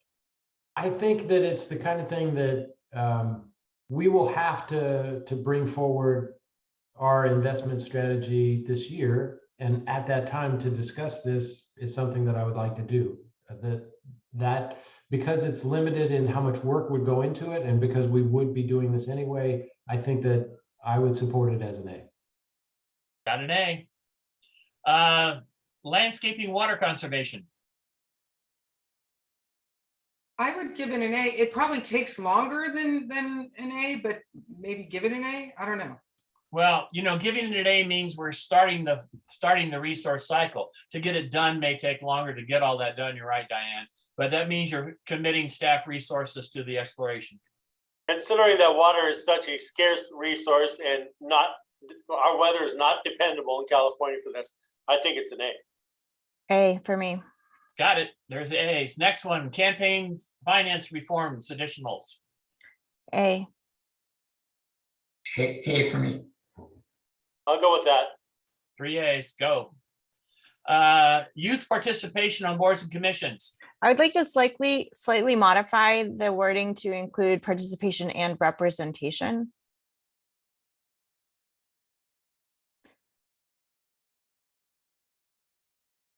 Excellent. Does that make it an A for you?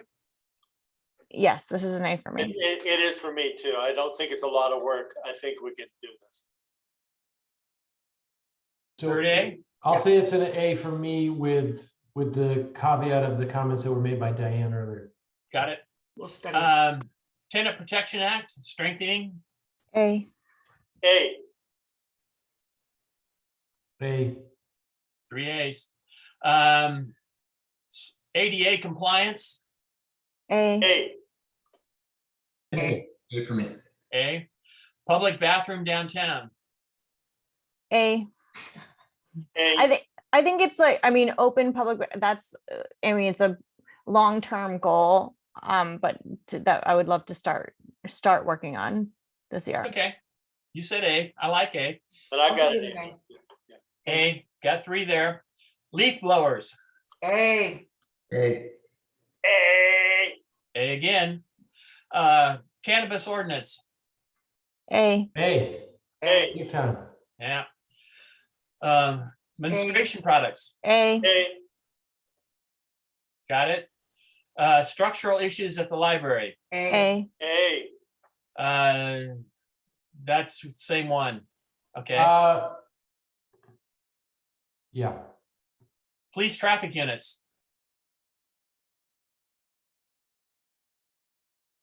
Yes. 1A.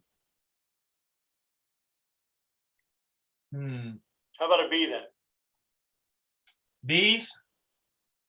I see 2 B's. I'm 3 a B. B's. Got a B. I'm good with B. It's a B.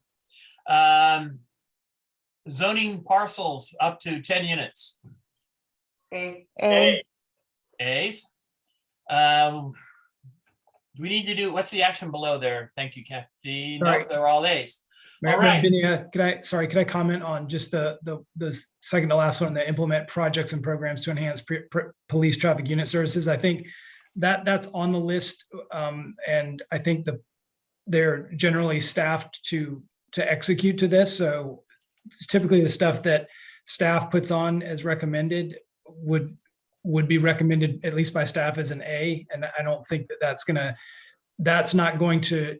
I'm not going to come back and say, well, something else needs to be a B because this one needs to be an A.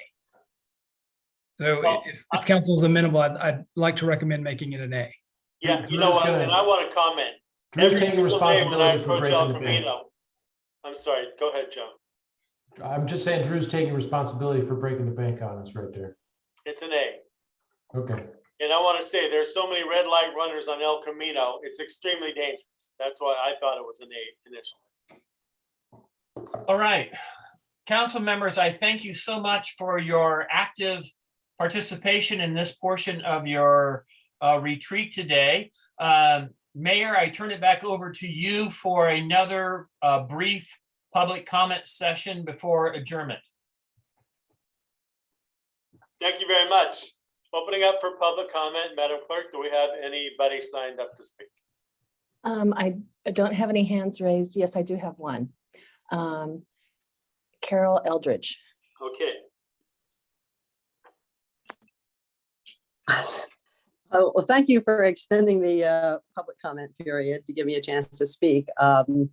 Yeah, the fact that the meeting was advertised at 9:30, it got some of us kind of thrown off base, but anyway, very appreciative.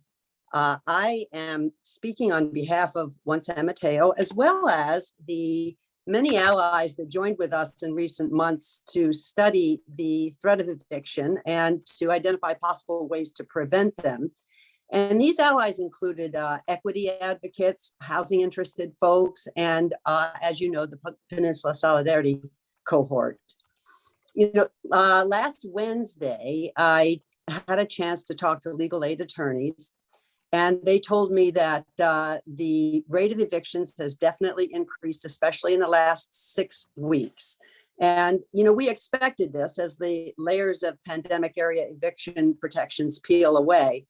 And it really speaks to the need for the council to, you know, to take action on this.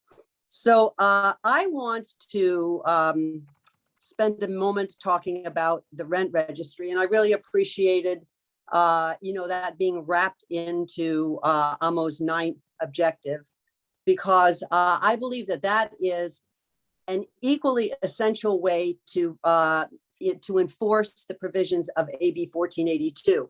You know, people talk about the rent registry as a way of generating data, which it is. I mean, I remember Bob Whitehair talking about the difficulty he had as part of Sustainable's effort assessing what vacancy rates were.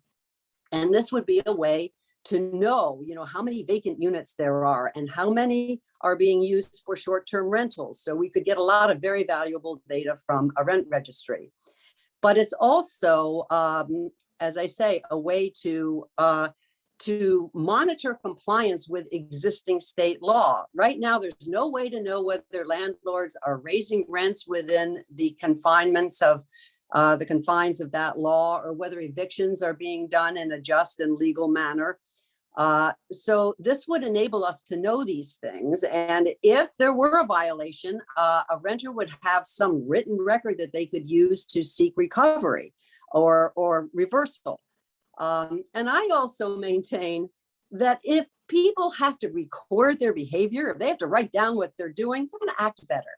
So it prompts better behavior. So I think that the benefits from the rent registry are numerous and great. And I appreciate they're being wrapped into that objective. So I just wanted to say that, you know, there's been a lot of talk about equity this morning. And I think that this is a piece of ensuring the equitable community. So again, thank you for letting me speak. Thank you very much, Carol Eldridge. Mr. Mayor, I have no other hands raised. Thank you very much. Then I'm going to close the public comment period. I do want to go back for just 1 minute. Amongst those items that we just rated either A's or B's, I don't think I recall, did I miss it? I mean, the renters protection issues that we voted on that earlier. Was it in there? It is in there. Let me share the screen again and I'll show you. Okay. And you're welcome to adjust the language, but it's here, explore policies to There we strengthen. go. Yeah, Perfect. Yeah, I must have zoned out for a second. Thank you very much, Kathy. no problem. So it looks like we're at the end of our process. Tim or Drew, do you have any additional comments in conclusion? Good work, guys. Excellent work. And actually, somehow we managed to do it within a very reasonable amount of time, I think, considering that it was a lot of work. So I want to thank everybody involved. I think unless Drew has some additional comments, we'll move toward adjournment. Nothing for me, thank you. Okay, very good. Well, then I want to thank everybody for their participation, for their hard work, for the tremendous amount of input that we all received in going into this process. And so have the rest of your Saturday. Enjoy yourselves. Could we adjourn in honor of the 49ers? Yes. Yeah, we're building a new bathroom for him, John. Okay, sounds good. Go Niners. Goodbye.